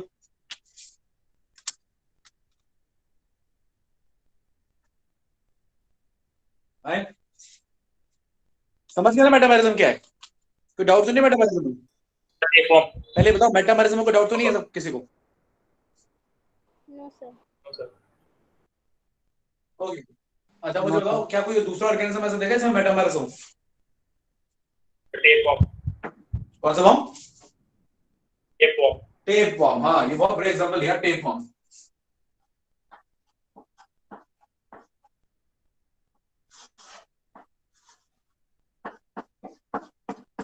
ओके, अब ध्यान सुनो। मैंने बोला मेटामरिज्म का एग्जांपल एनलेट्स है, आर्थ्रोपोडा है और कॉर्डेटा है, ठीक है? टेप फॉर्म कौन से बारे में आता है? प्लेटीहेल्मिन्थ्स। तो टेप फॉर्म आता है प्लैटिहेल्मिन्थस में। तो मैंने प्लैटिहेल्मिन्थस बोला नहीं। अब या तो मैं भूल गया, या तो मैं या गलत हूं, या कोई और बात है। तो मैं भूला नहीं हूं, मैंने जानबूझ के प्लैटिहेल्मिन्थस नहीं बोला। तो इसका मतलब प्लैटिहेल्मिन्थस मेटामरिज्म शो नहीं करता, लेकिन टेप फॉर्म तो दिख रहा है। तो क्या हमारी आंखें धोखा खा रही हैं? हाँ, हमारी आंखें धोखा खा रही हैं। कैसे? देखिए, मेटामरिज्म की एक और खास बात है कि जो मेटामर्स होते हैं ना, वो एक ऑर्गेनिज्म के होते हैं और वो फिक्स्ड रहते हैं, ठीक है ना? वो लिमिटेड रहते हैं। वो एक बार बन गए उसके बाद वो चेंज नहीं हो रहे। भाई फॉर एग्जांपल एनालिट्स में जितने मेटामर्स हैं, एक बार बन गया एनालिट में, वो क्या है, फिक्स्ड है। भाई एनालिट में एक अर्थ फॉर्म में मान लो 120 सेगमेंट है, तो 120 ही रहेंगी, 124 या 26 या 30 नहीं हो जाएंगी। या एक एडल्ट क्या नाम है बटरफ्लाई के अंदर मान लो 8 सेगमेंट है, तो 8 ही रहेंगी, 12-15 नहीं हो जाएंगी। ह्यूमन के एम्ब्रियो में सेगमेंट्स हैं, वो सेगमेंट रहेंगी, नहीं तो वो सेगमेंट डिग्रेड हो जाएंगी। आ रही बात समझ में? या वो वर्टिब्रल कॉलम की फॉर्म में, वर्टिब्रे की फॉर्म में नजर आएंगी, वो कम या ज्यादा नहीं हो जाएंगी, वो कम नहीं हो जाएंगी, ठीक है। या वो हट नहीं जाएंगी, वो टूट के गिर नहीं जाएंगी। लेकिन यहां पर अगर मैं सच्चाई बताऊं तो ये जो प्लेटफॉर्म है ना, जो ये टेप फॉर्म है, ये ऐसे पैदा होता है, बिना किसी सेगमेंट के पैदा होता है, समझ रहे हो? फिर ये बडिंग करता है, क्या करता है, बडिंग। ये बड बनाता है, बड बनाया, एक सेगमेंट आ गया, सॉरी, फिर बड बनाया, 2 सेगमेंट, बड बनाता चला गया, मतलब ऊपर से बड बनाता जा रहा है, पुरानी वाली खिसकती जा रही है और नई वाली आगे बढ़ती जा रही है। तो ये इसकी एक्चुअल में बर्ड्स हैं, जिनको हम स्ट्रोबिला बुलाते हैं, जो कंटिन्यूसली बढ़ती रहती है। और जब पुरानी हो जाती हैं, बहुत पुरानी, फिर डिटैच भी जाती है, तो नई बर्ड्स आती रहती है, पुरानी डिटैच होती रहती है। तो ये जो ये है ना, क्या कहते हैं, टेप फॉर्म, ये इसकी सेगमेंट्स नहीं है, ये इसके बर्ड्स हैं। और ये बर्ड्स इसके जो हैं, ये नए आ रहे हैं और पुराने मैच्योर होने के बाद जा रहे हैं। इनको हम स्ट्रोबिला, STROBILIA, STRO, स्ट्रोबिलिया, BILIA, हाँ, स्ट्रोबिलिया बोलते हैं, या बर्ड्स बोलते हैं। और ये आती हैं जाती हैं, क्लियर पॉइंट। इसलिए ये ट्रू मेटामॉरिज्म नहीं है, ये एक सच्चा मेटामॉरिज्म नहीं है, लेकिन मेटामॉरिज्म जैसा दिख रहा है। ऐसे मेटामॉरिज्म को क्या बोलोगे? Pseudo pseudo metabolism. क्या? Very good, pseudo metamerism. वैसे मेटामॉरिज्म कहेंगे हम सूडो मेटामॉरिज्म, क्लियर पॉइंट। वैसे मेटामॉरिज्म को बोलेंगे सूडो मेटामॉरिज्म, क्लियर। सारी बातें अखिलाई बोलेगी इस क्लास में, बाकी को लॉक जो हो गया, लॉक जो जानते हैं आप लोग?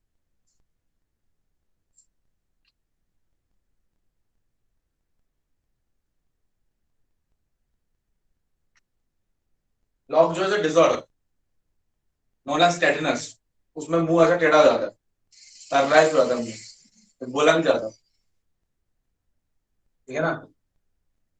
तो मेरे ख्याल से ऐसा किसी के साथ है नहीं, सब बोल पाएंगे, सबकी टंग काम कर रही है। किसी की टंग में स्मूथ मसल है क्या? है?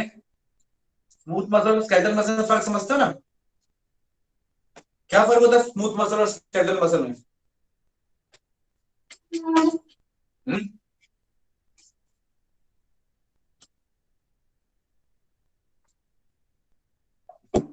तुम्हारी क्लास का नाम है गुंगी क्लास, रख देता हूँ। स्टूडेंट चेहरा डेफ एंड डम,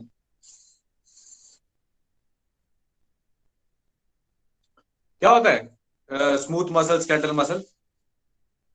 पढ़ा है कुछ इसके बारे में?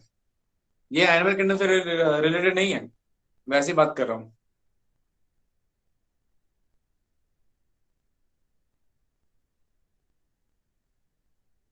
हाँ भाई, अनुराग, अनुराग वशिष्ठ, जी सर।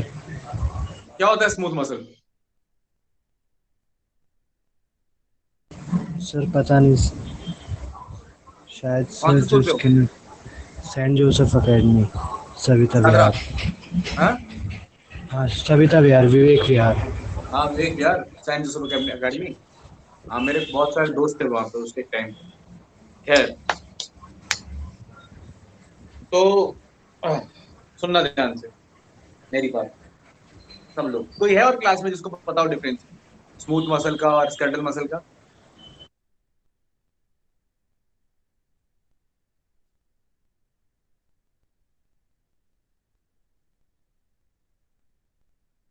क्या 9th क्लास पास करके नहीं आए क्या सब लोग? हैं? Gautam Agarwal,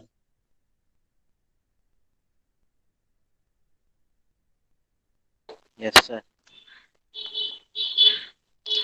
Agarwal ji, sir skeletal muscles locomotion में हेल्प करते हैं। ये कौन बोल रहा है? आविष्कार जायसवाल। जी आविष्कार जी। गौतम आप अपना माइक बंद कर लो, अभी आविष्कार से बात करते हैं। कैंडल मसल लोकोमोशन में हेल्प करते हैं यस सर। और स्मूथ। सर इनवॉलेंट्री फंक्शन बहुत बढ़िया। और मूवमेंट ऑफ एलिमेंट्री कनाल। ठीक है, तो अब मैं आपको बता देता हूँ, हालांकि रिलेटेड नहीं है लेकिन आगे काम आएगा। हमारे दो तरीके के मसल्स होते हैं भाई। फॉर एग्जाम्पल हाथ मूव किया, हाथ आगे पीछे दाएं बाएं, तो हाथ मूव कर पा रहा हूँ ना, मेरी मर्जी से मसल्स ही मूव कर रही होंगी भाई। मूवमेंट में दो चीजें काम करती हैं, एक मेरी मसल और एक मेरी बोन। तो ये मेरी मर्जी से मूवमेंट हो रही है, राइट। मेरी मन किया तो मुट्ठी बंद, मन किया तो मुट्ठी खुल गई, उंगली हिल रही है, मन किया तो नहीं तो रुक गई। ठीक है, मेरा जॉ जब मूव करेगा, ये मूव कर रहा है, तो that is because of the voluntary muscles, मेरी मर्जी से कर रहा है। तो कॉन्सेप्ट ये है कि दो तरीके के मसल्स होंगी, एक जो मेरी मर्जी से चलेंगे, एक जो मेरी मर्जी से नहीं चलेंगे। जो मेरी मर्जी से चलेगी वो होती है वॉलंटरी मसल्स। वो बेसिकली कौन सी होती है? Skeletal muscles, mostly skeletal muscles होती है। और जो दूसरी मेरी मेरी मर्जी में नहीं होती, वो होती है स्मूथ मसल्स। और उनका स्ट्रक्चर होता है स्मूथ, इसलिए हम उसे स्मूथ मसल बोलते हैं। और वो इनवॉलंटरी होती है, जैसे कि मेरे एलिमेंट्री कैनाल के मसल हैं भाई। खाना खाया, फिर खाना इस वजह से पैरालिसिस करता हुआ पेट में जा रहा है, और मेरे कंट्रोल में नहीं है, उसे पेट में जाना ही है। मैं चाहूं कि रोक लूं यहाँ पे, नहीं आज खाना पेट में नहीं जाएगा, यहीं पे रोका रहेगा। So that is not possible, right. मैं चाह के भी ऐसा नहीं कर सकता। तो इसलिए वो जो मसल्स है वो कैसी है? मेरी इनवॉलंटरी मसल है। पेट में गया तो पेट ने ऐसे ऐसे ऐसे चर्निंग मूवमेंट करनी है, चर्निंग मूवमेंट होती है पेट के अंदर, तो पेट की मसल्स काम करती है, तो वो करनी है उसने। मैं चाहूं कि नहीं आज पेट की मूवमेंट नहीं करेंगे, आज खाने को आराम से रखेंगे, ऐसा होगा नहीं। उसने चर्निंग मूवमेंट करनी है, आगे मूव करना है स्मॉल इंटेस्टाइन में, वहां भी मूवमेंट होनी है, आगे उसने लार्ज इंटेस्टाइन में मूव करना है, वहां भी मूवमेंट होनी है। ये सारी मूवमेंट कंट्रोल नहीं कर सकता। तो ये सारी मसल कैसी मसल है? Smooth muscles. अच्छा, ये सारी बात आई कहां से थी? मैंने आपसे पूछा था कि क्या आपकी जो टंग है उसमें स्मूथ मसल है या ये स्केलेटल मसल है। मतलब कि आपकी टंग है, टंग यहाँ पे जुड़ी हुई है, यहाँ मसल्स है, ये टंग ऐसे ऐसे हिल रही है, ऐसे ऐसे ऐसे ऐसे ऊपर नीचे दाएं बाएं, ऊपर नीचे दाएं बाएं। तो यहाँ पे जो मसल्स हैं टंग की, वो स्मूथ है या स्केलेटल है? क्या लगता है? skeleton. स्केलेटल है Skeletal. ना?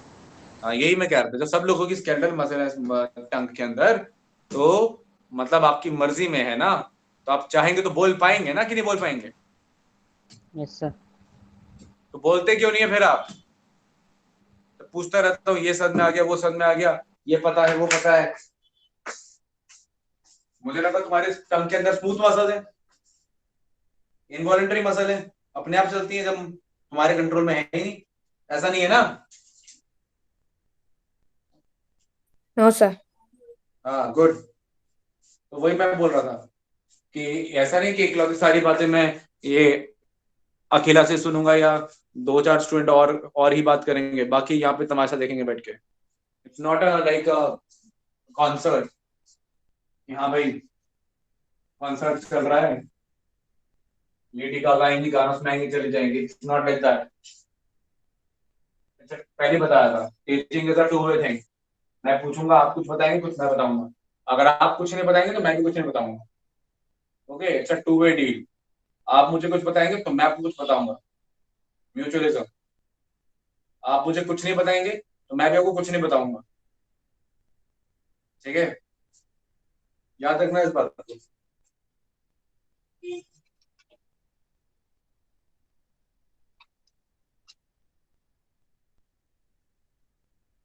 आगे बात करते हैं। तो आगे बात कर रहे थे हम, ये सारी बातें होगी मेटामॉरिज्म मेटामॉरिज्म। एक छोटा सा टॉपिक और है, circulatory system.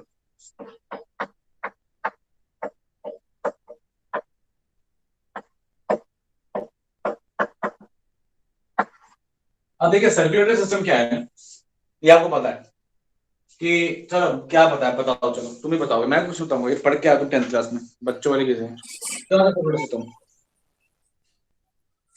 So circulatory system नहीं, आप नहीं consists of बोलेंगे फिर। आपने बहुत बोल लिया आज। आज आपको रेस्ट दे रहे हैं, अभी आप कुछ नहीं बोलेंगे, अभी बाकी लोग बोलेंगे। अभी ये जितने लोग बोल चुके हैं ना, अनुराग, अमित, अखिला और ये सब लोग नहीं बोलेंगे। अब कोई चहल भी नहीं बोलेगी, अब कोई और बोलेगा। जैसे कि हबीबा खान। हबीबा खान, आवाज आ रही है?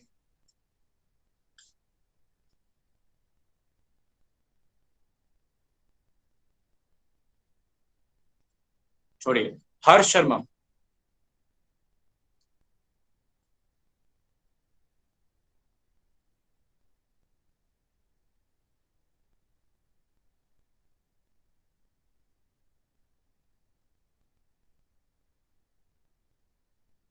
ये आप लोग बिना माइक के बैठ कैसे जाते हैं? एक सिंपल से ईयरफोन आते हैं इनबिल्ट माइक वाले, ठीक है, उसको लगा लोगे ना तो आवाज चली जाएगी मेरे तक।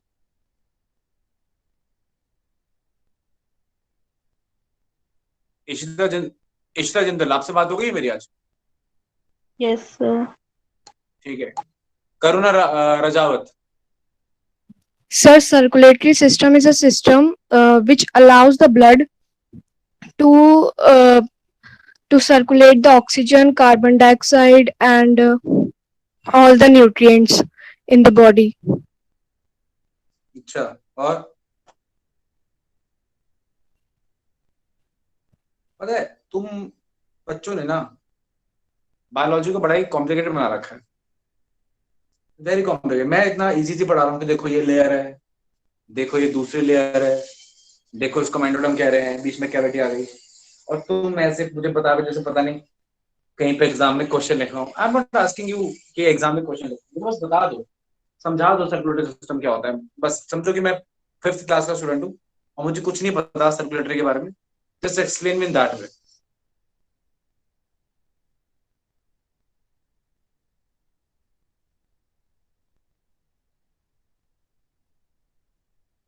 हाँ करो ना, आप बताओ क्या होता है सर्कुलेटरी सिस्टम, जो भी तुमको पता बोलो। सर, सर्कुलेटरी सिस्टम जो होता है वो अलाउस करता है ब्लड को वो न्यूट्रिएंट्स बॉडी में दे और हॉर्मोन्स और ब्लड सेल्स, ताकि जो आगे चल के जो हमें डिजीज लगती है उनमें फाइट करने में हेल्प करता है। ओके, मुझे तो ऐसे भूख और प्यास ही लगती है, डीज तो मुझे कभी लगी नहीं, हुई जरूर है। खैर, तो ठीक है, मुझे ये बताओ सिस्टम क्या होता है, व्हाट इज सिस्टम?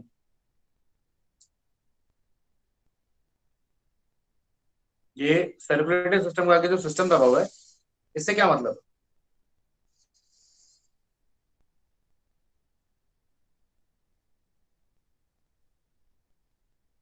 अरे बोलो भाई, तुमको मैं यहाँ पे मार्क्स सर, देने नहीं सेट बैठा हूँ। Of ideas and rules. Okay, biology में क्या मतलब होगा? तो जो सर्कुलेटरी सिस्टम में सिस्टम का मतलब कि ब्लड का सिस्टमैटिक तरीके से ट्रांसपोर्ट होगा, हर चीज systematic. Collection of organs. Collection of Organs. Organs. Okay, anybody else?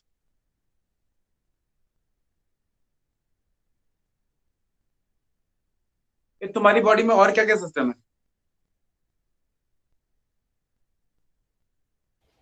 Respiratory system, excretory system, digestive अनंता नाम सिस्टम। है तुम्हारा? एक मिनट, अनंता नाम है तुम्हारा? अनंता सही है, राइट? Yes sir. क्या क्या होता है डाइजेस्टिव सिस्टम के अंदर? मतलब ऑर्गन्स या फिर स्टेप्स? नहीं, कॉन्स्टिट्यूएंट्स, ऑर्गन्स, पार्ट्स। सबसे पहले माउथ होता है, फिर बक्कल कैविटी बोलते ईसोफेगस, हैं।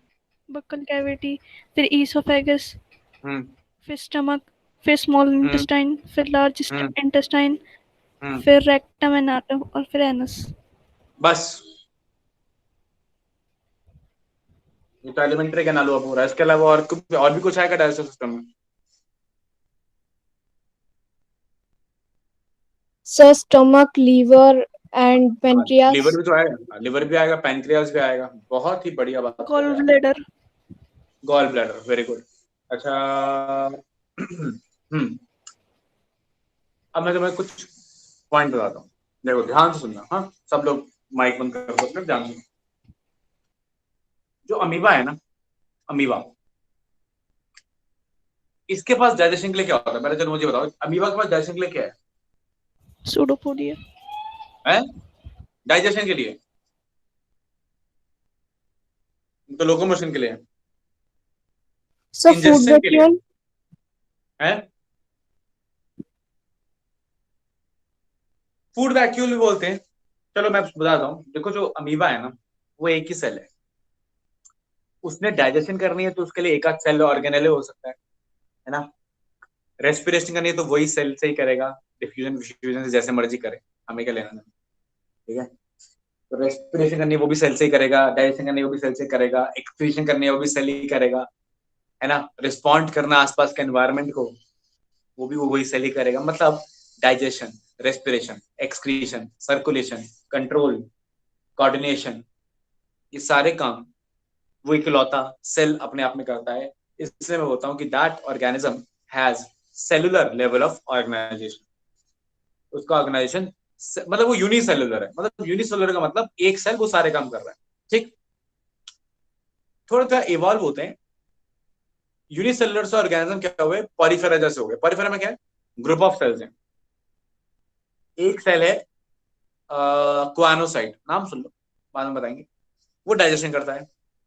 सेल ही है, कुछ सेल है जो रेस्पिरेशन पार्टिसिपेट करते हैं, कुछ सेल हैं जो फूड को स्टोर करते हैं, कुछ सेल हैं जो कि रिप्रोडक्शन पार्टिसिपेट करते हैं। मतलब हर फंक्शन के लिए एक आध दो सेल डिफाइंड है। तो ऐसा ऑर्गेनाइजेशन वो किस लेवल पे ऑर्गेनाइज्ड है, सेल के लेवल पे ऑर्गेनाइज्ड है। उसका ऑर्गेनाइजेशन क्या है, सेलुलर लेवल ऑफ ऑर्गेनाइजेशन।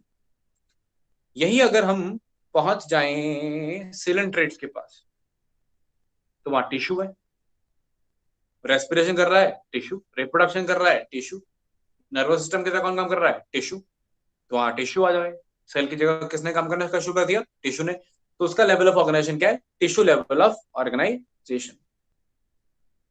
वहीं हम कुछ प्लैटी एलिमेंट्स में आए तो कुछ स्ट्रक्चर जैसे कोई जैसे कि फॉर एग्जांपल एक्सक्रीशन है, उसके लिए ऑर्गन काम कर रहा है, तो उसका लेवल ऑफ ऑर्गेनाइजेशन क्या है, ऑर्गन लेवल ऑफ ऑर्गेनाइजेशन। वही हम उसके आगे जाएं, एस्के एलिमेंट्स के पास जाएं, राउंड वॉर्म्स के पास जाएं, और राउंड वॉर्म से लेके लास्ट तक, मतलब एस्के एलिमेंट्स से लेके मैमल्स तक अपनी ही बात करें, तो मेरी बॉडी में डाइजेशन के लिए सिर्फ स्टमक नहीं है, सिर्फ इंटेस्टाइन नहीं है, बहुत सारे ऑर्गन है। स्टमक है, इंटेस्टाइन है, लिवर है, पैनक्रियाज है, और ये एक ऑर्गेनाइज पैटर्न में काम कर रहे हैं। जैसे कि आप बता रहे थे, rules and regulations and setup एक ऑर्गेनाइज पैटर्न में काम कर रहे हैं, और इसको हम बोलते हैं ऑर्गन सिस्टम। तो डाइजेशन के लिए हमारे पास क्या है, ऑर्गन सिस्टम है। एक्सक्रीशन के लिए क्या है, किडनी है, यूरेटर है, ब्लैडर है ना, तो ऑर्गन सिस्टम है। नर्वस सिस्टम में क्या है, ब्रेन है, नर्व्स हैं, स्पाइनल कॉर्ड है, नर्वस सिस्टम है, एंडोक्राइन सिस्टम है, रिप्रोडक्टिव सिस्टम है। तो एक ऑर्गन नहीं है, ना ही टिश्यू है, ना ही सेल है, हमारा काम डिस्ट्रीब्यूटेड है, बहुत सारे ऑर्गन्स मिलके एक काम कर रहे हैं, तो that is the organ system. इसलिए सर्कुलेटरी सिस्टम के अंदर जो सिस्टम है, उस सिस्टम का मतलब ऑर्गन सिस्टम है। तो सर्कुलेटरी सिस्टम में क्या क्या आता है, क्या क्या आता है सर्कुलेटरी सिस्टम में?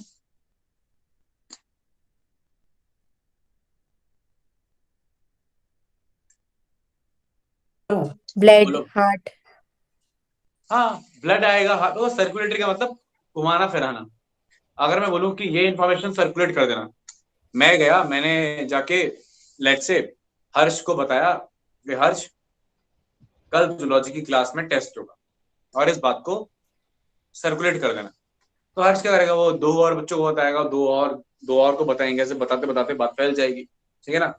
तो इन्फॉर्मेशन क्या हो गई, सर्कुलेट हो गई।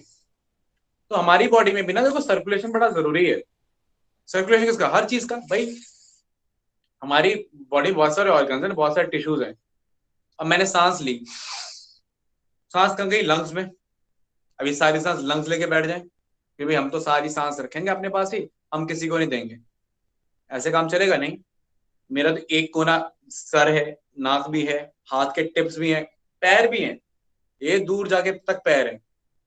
मुझे तो हर कोने कोने तक ऑक्सीजन चाहिए, तो ऑक्सीजन तो सिर्फ लंग्स में इकट्ठी हुई है, अब हर कोने तक कैसे पहुंचाएं? अब हर कोने में पहुंचाने के लिए मैंने उसको ब्लड में डाल दिया। क्यों? ब्लड हर जगह जा रहा है। ब्लड कहाँ जा रहा है? ब्लड हाथों में भी आ रहा है, पैरों में भी आ रहा है, हर जगह जा रहा है। तो ब्लड क्योंकि हर जगह जाता है, तो जो भी चीज मैं ब्लड में डाल दूंगा वो हर जगह पहुंच जाएगी। ठीक है ना? जैसे आजकल व्हाट्सएप सबके पास है, फेसबुक सबके पास है मोस्टली, तो मैंने फेसबुक पे स्टेटस लगा दिया, ठीक है, कि कल मेरे घर में पार्टी है, आ जाना, तो मतलब सब जैसे मोस्टली लोग देख लेंगे, पहुंच जाएगा भाई। एक तरीका ही है, social media is a circulatory network.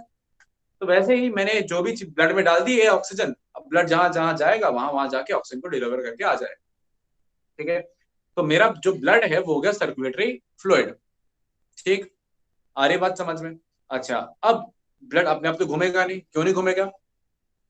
Because of Newton first law. Newton first law बोलता है ना कि anybody who is in state of rest will remain in rest, और जो मोशन में वो मोशन में रहेगा unless and until external forces applied on it. मतलब जो भी आदमी जैसे भी स्टेट में होता है, एक इनर्शियल स्टेट में होता है, उसको उसकी स्टेट चेंज करने के लिए आपको इनर्शिया ओवरकम करना पड़ता है। ठीक है ना? और मतलब फोर्स लगानी पड़ती है। ठीक है ना? तो ब्लड भी तो भाई कुछ चीजों से बना ही हुआ है ना, वो भी तो नहीं चाहेंगे ना कि चलना फिरना, उनको भी चलने फिरने के लिए आपको फोर्स देनी पड़ेगी। तो फोर्स देने के लिए आपको क्या चाहिए? हार्ट चाहिए। हार्ट क्या है? पंपिंग स्ट्रक्चर है, वो पंप करता रहेगा, ब्लड घूमता रहेगा। इस ब्लड में जो मर्जी डालते रहो, जो मर्जी डालो। इस ब्लड में आपने ग्लूकोज डाला तो ग्लूकोज सर्कुलेट हो गया, ब्लड में आपने मेडिसिन डाली, दवाई डाली तो दवाई सर्कुलेट हो गई, ब्लड में आपने ऑक्सीजन डाली तो ऑक्सीजन सर्कुलेट हो गई, हार्मोन्स डाले तो हार्मोन सर्कुलेट हो गए। तो जो भी आपने ब्लड में डाल दिया वो क्या हो गया? सर्कुलेट हो गया। इसलिए डॉक्टर आपको इंजेक्शन लगाता है सीधा ब्लड में और आपको पूरी बॉडी में डिस्ट्रीब्यूट हो जाता है। इसलिए अगर आपकी बॉडी में जानना होता है कि भाई टिश्यू में क्या चल रहा है, भाई कोई टिश्यू में कुछ गड़बड़ तो नहीं चल रही, कोई टिश्यू कुछ ज्यादा फालतू तो नहीं रिलीज कर रहा कुछ, तो क्या करेगा? आपका ब्लड ले लेगा। क्यों? ब्लड तो सारे टिश्यू से होता हुआ आ रहा है ना, और सारे टिश्यू अपने अपने जो केमिकल्स है वो ब्लड में रिलीज कर रहे हैं। तो अगर मैं आपका ब्लड ले लूं और उसको टेस्ट करूं, एनालाइज करूं, तो मैं आपके बॉडी के ऑर्गन्स में क्या चल रहा है उसे बता सकता हूँ। राइट? आ रही बात समझ में? So that's the way it goes. तो blood is a circulating fluid. Blood हमारी बॉडी में घूमता रहता है, और उसको घुमाने वाला कौन है? हार्ट है। तो हमारा एक सर्कुलेटरी सिस्टम है। लेकिन आइए अब डायग्राम पे फोकस करते हैं। अब हमारे बॉडी के डायग्राम में कुछ ऐसा है, बहुत ही सिंपल है। अब देखो मैं आपको कितना सिंपल तरीके से बता रहा हूँ और आप मुझे कितना कॉम्प्लिकेटेड तरीके से बता रहे हैं। This will not do, this is not done. If I am telling you very simply, मैं आपको हर चीज बड़े सिंपल वे में बता रहा हूँ, तो मुझे आपसे भी सिंपल वे में चाहिए ना। आप सिंपल बताओ, क्यों अपने बायोलॉजी को टफ बनाना? कोई टफ सब्जेक्ट थोड़ी ना है, आसान सब्जेक्ट है। और जूलॉजी वो तो और ही आसान है, कुछ भी नहीं। आपने ऐसे इसको खतरनाक से वर्ड यूज करके टफ बना देना। मैं तो खतरनाक को आसान कर रहा हूँ और आप टफ बातें बताते हो मुझे। सिंपल बातें बताए, जिसमें आपको सिंपल बातें बताना। अब देखो तुम्हारा ये हार्ट है, ठीक है? हार्ट है, पंप है, कुछ नहीं बोलना, हार्ट पंप बस। अब इस पंप ने ट्यूब लगा रखी है, ये ट्यूब गई।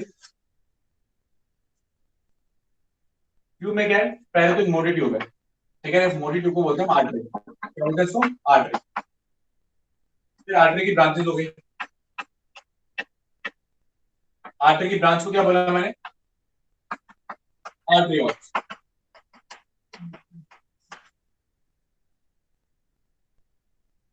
आर्टरी से छोटा डायमीटर होता है आर्टरियोल का। आर्टरी से छोटा डायमीटर किसका होता है? आर्टरियोल्स का। फिर आर्टरियोल फर्दर डिवाइडेड होते हैं कैपिलरीज में। किसमें? कैपिलरीज में। कैपिलरीज किसके पास जा रही है? टिश्यू के पास। किसके पास? टिश्यू के पास, राइट? टिश्यू के पास गई और डिलीवर कर दिया उन्होंने जो भी डिलीवर करना है, और कुछ पिक कर लिया। भाई मान लो O2 दे दिया, CO2 पिक कर लिया, O2 दे दिया, CO2 पिक कर लिया। CO2 पिक करके ब्लड हो गया डीऑक्सीजनेटेड। ब्लड कैसा हो जाएगा? डीऑक्सीजनेटेड। उसको मैं ब्लू से दिखा रहा हूँ, ब्लू से। अब देखो डीऑक्सीजनेटेड ब्लड का मतलब होता है जिसमें ऑक्सीजन कंसंट्रेशन कम है, एब्सेंट नहीं, कम। मान लो 50 मॉलिक्यूल ऑक्सीजन के ऑक्सीजनेटेड ब्लड में, तो डीऑक्सीजनेटेड में 40 है। 50 से 40 हो गए, बस इतना ही फर्क आता है। Got it? ये नहीं कि 50 से 5 हो गए, नो 50 थे, 50 मॉलिक्यूल थे मान लो इसमें, तो इसमें कितना रहेगा? 40। दैट इज डीऑक्सीजनेटेड, ठीक है? अब ये हुई कैपिलरी, ये क्या हुई? कैपिलरी। और कैपिलरी में आपने देखा कि ऑक्सीजनेटेड डीऑक्सीजनेटेड ब्लड क्या हो गया? मिक्स हो गया। और कैपिलरी का डायमीटर आर्टेरियल से छोटा है और आर्टेरियल का आर्टरी से छोटा है। अब इससे बनेगा थोड़ा बड़ा वेन्यूल। थोड़ा कौन सा बड़ा क्या स्ट्रक्चर? वेन्यूल। ये हमने वेन्यूल बोला, वेन्यूल जैसे आर्टेरियल वैसे वेन्यूल। वेन्यूल का डायमीटर आर्टेरियल से बड़ा है, वेन्यूल का डायमीटर आर्टेरियल से बड़ा है और वेन्यूल से मिलकर बनी है वेन्स। वेन्यूल से मिलकर क्या बनी है? वेन्स। और वेन्यूल और वेन का डायमीटर, किसका डायमीटर? वेन का डायमीटर आर्टरी से बड़ा है। वेन का डायमीटर आर्टरी से बड़ा, वेन्यूल का डायमीटर आर्टेरियल से बड़ा, लेकिन वेन्यूल का डायमीटर वेन से छोटा। ठीक है, अभी बताऊंगा। फिर वापस ब्लड कहां पहुंच गया? हार्ट में। उसका पहुंच गया हार्ट। ठीक है, क्लियर? तो इस तरीके से सर्कुलेशन चलता जाता है। तो डायमीटर के हिसाब से सबसे बड़ी वेन है, वेन से छोटी आर्टरी है, आर्टरी से छोटा वेन्यूल है, वेन्यूल से छोटा आर्टेरियल है, आर्टेरियल से छोटी कैपिलरी। बड़ा बड़े बड़े क्या है? आर्टरी वेन, दोनों बड़ा हुआ आर्टरी, सॉरी दोनों बड़ा हुआ वेन। तो वेन सबसे पहले आ गई, वेन से छोटी कौन? आर्टरी। काम खत्म। तो पहले आ गई वेन, फिर आ गई आर्टरी, इन दोनों में फैसला हो गया। ठीक है, अब वेन्यूल और आर्टेरियल में बड़ा कौन है? वेन्यूल। तो आर्टरी के बाद कौन आ गया? वेन्यूल। और फिर कौन आ जाएगा? आर्टेरियल। और फिर लास्ट में आ जाएगी कैपिलरी। तो ये डायमीटर के हिसाब से ऑर्डर है। अब देखो, अगर मैं इस कैपिलरी को थोड़ा जूम इन करूं, इस कैपिलरी को मैं थोड़ा अगर आपको डिटेल में बताऊं तो कुछ ऐसा है। मैं इसको अगर और बेटर तरीके से बनाऊं तो कैपिलरी कुछ इस तरीके की होगी ना, सपोज या ऐसे बना लें, थोड़ा simple.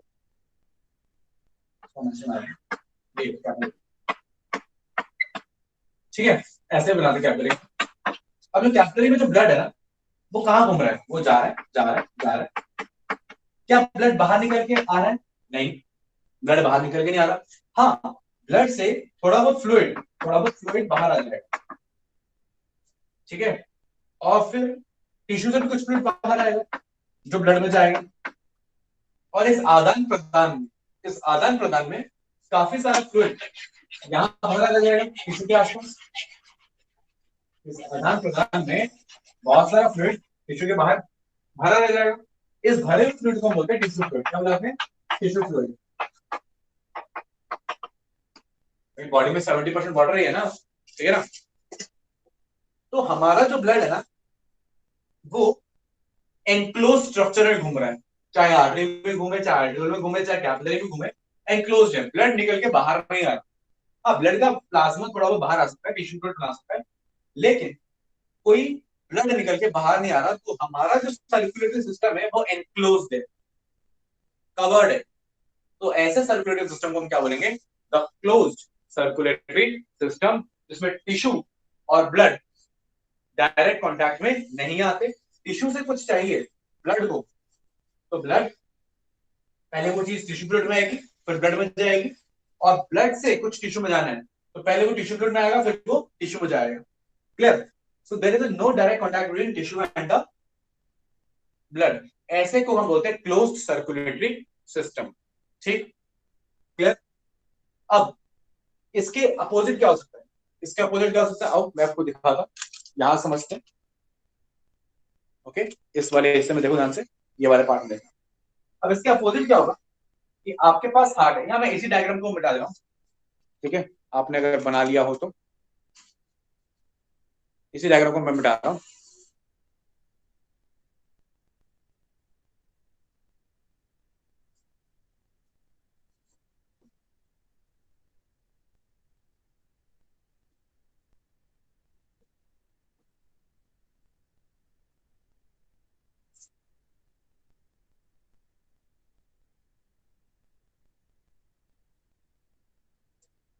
Okay, so here we have heart. मान लो हार्ट है, ठीक है?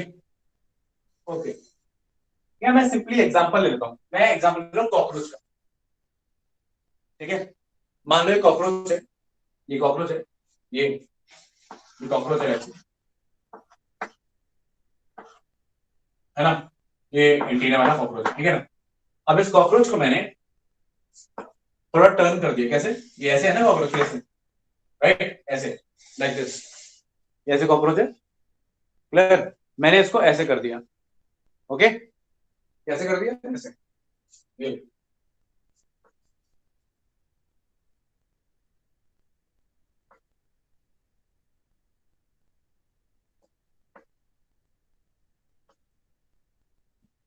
ओके, ये ऐसे मैंने इसको ऐसे खड़ा कर दिया कॉकरोच को। Clear point?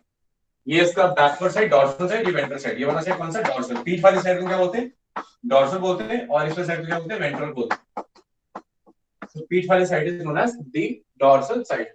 पीठ वाली, बैक वाली side is known as the dorsal side. ठीक है? क्लियर? ओके, तो कॉकरोच को मैंने ऐसे रखा है और ऐसे काट दिया, ऐसे काट दिया लाइक दिस। क्लियर?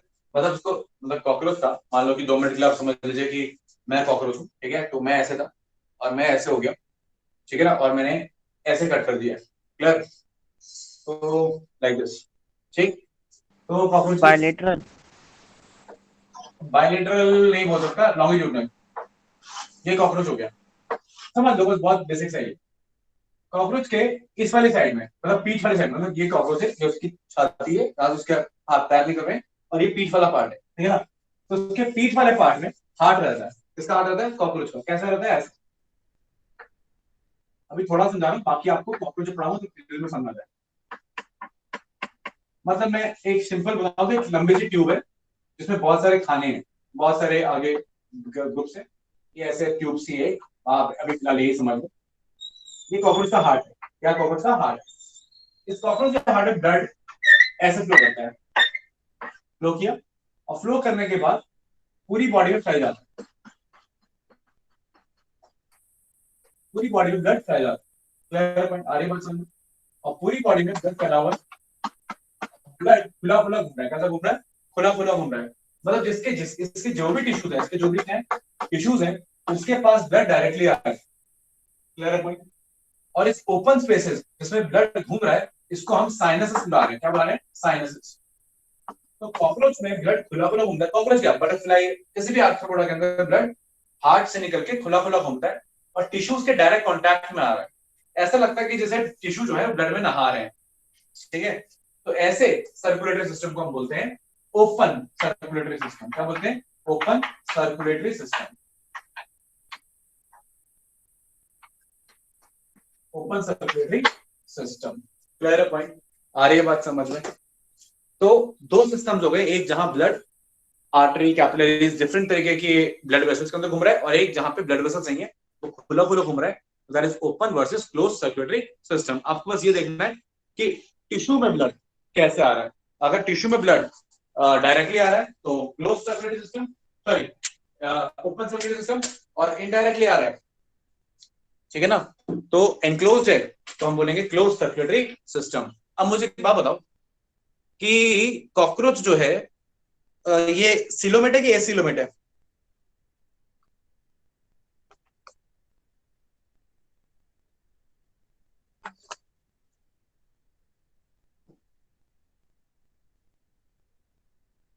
सिलोमेट। मैंने आपको सिलोमेट का एग्जांपल क्या लिखवाया है? कौन कौन सिलोमेट है? सर मैं आपको बताया था ना, एनालेट से लेके सारे, एनालेट, आर्थ्रोपोडा, मोलस्का, एकाइनोडर्मेटा, हेमिकोडर्मा, कॉर्डेटा, ये सारे क्या है? सिलोमेट्स। अब इन सिलोमेट्स में क्योंकि आर्थ्रोपोडा एनालेट्स के बाद आ रहा है, तो वो भी क्या है? सिलोमेट ही है।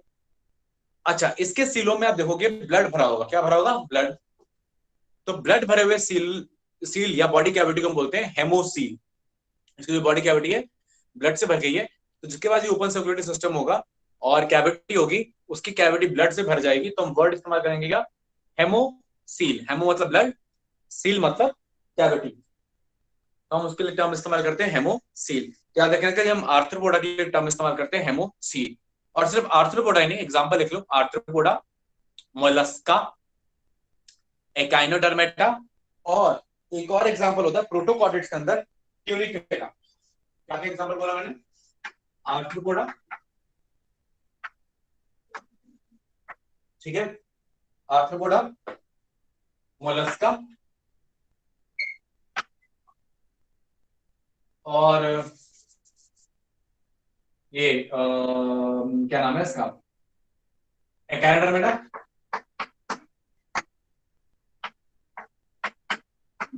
ठीक है। हेमाइकॉर्डेटा तो सारे हो गए। एंड ट्यूनिकेटा यानी urochordata. Urochordata is a group under Protochordata. Protochordata में ग्रुप आता है। तो ये 5 एग्जांपल हो गए आपके ग्रुप्स के which are open circulatory system. एक आखिरी चीज बताने वाली रह गई आपको, दैट इज सिमेट्री। सिमेट्री पढ़ाने के बाद हम स्टार्ट करेंगे अगली क्लास से क्या स्टार्ट करेंगे हम स्टार्ट करेंगे आगे फाइलम्स के बारे में, पॉरीफेरा, प्रोटिस्टा, सॉरी सिलेंट्रेट वगैरह बाकी सब। किसी को कोई डाउट? और 2 फाइलम हम कोशिश करेंगे एक क्लास में पूरा करने की। ठीक है, will try to complete 2 phylums पर क्लास। Any doubt? आपने स्पॉन्जिस के बारे में नहीं बताया कि किसके बारे में? स्पॉन्जिस के बारे में, पॉलीफेरा ग्रुप के बारे में। डिप्लोब्लास्टिक है, ट्रिप्लोब्लास्टिक। अच्छा, वो पॉरीफेरा के बारे में ना, पॉरीफेरा में बात करेंगे। मैं आपको समझाऊंगा क्यों उसको मैंने छोड़ दिया है। उसका वजह अभी आपको डिस्कस करूंगा, पॉरीफेरा में डिस्कस करूंगा आराम से। ओके सर, है ना? किसी को और कोई डाउट?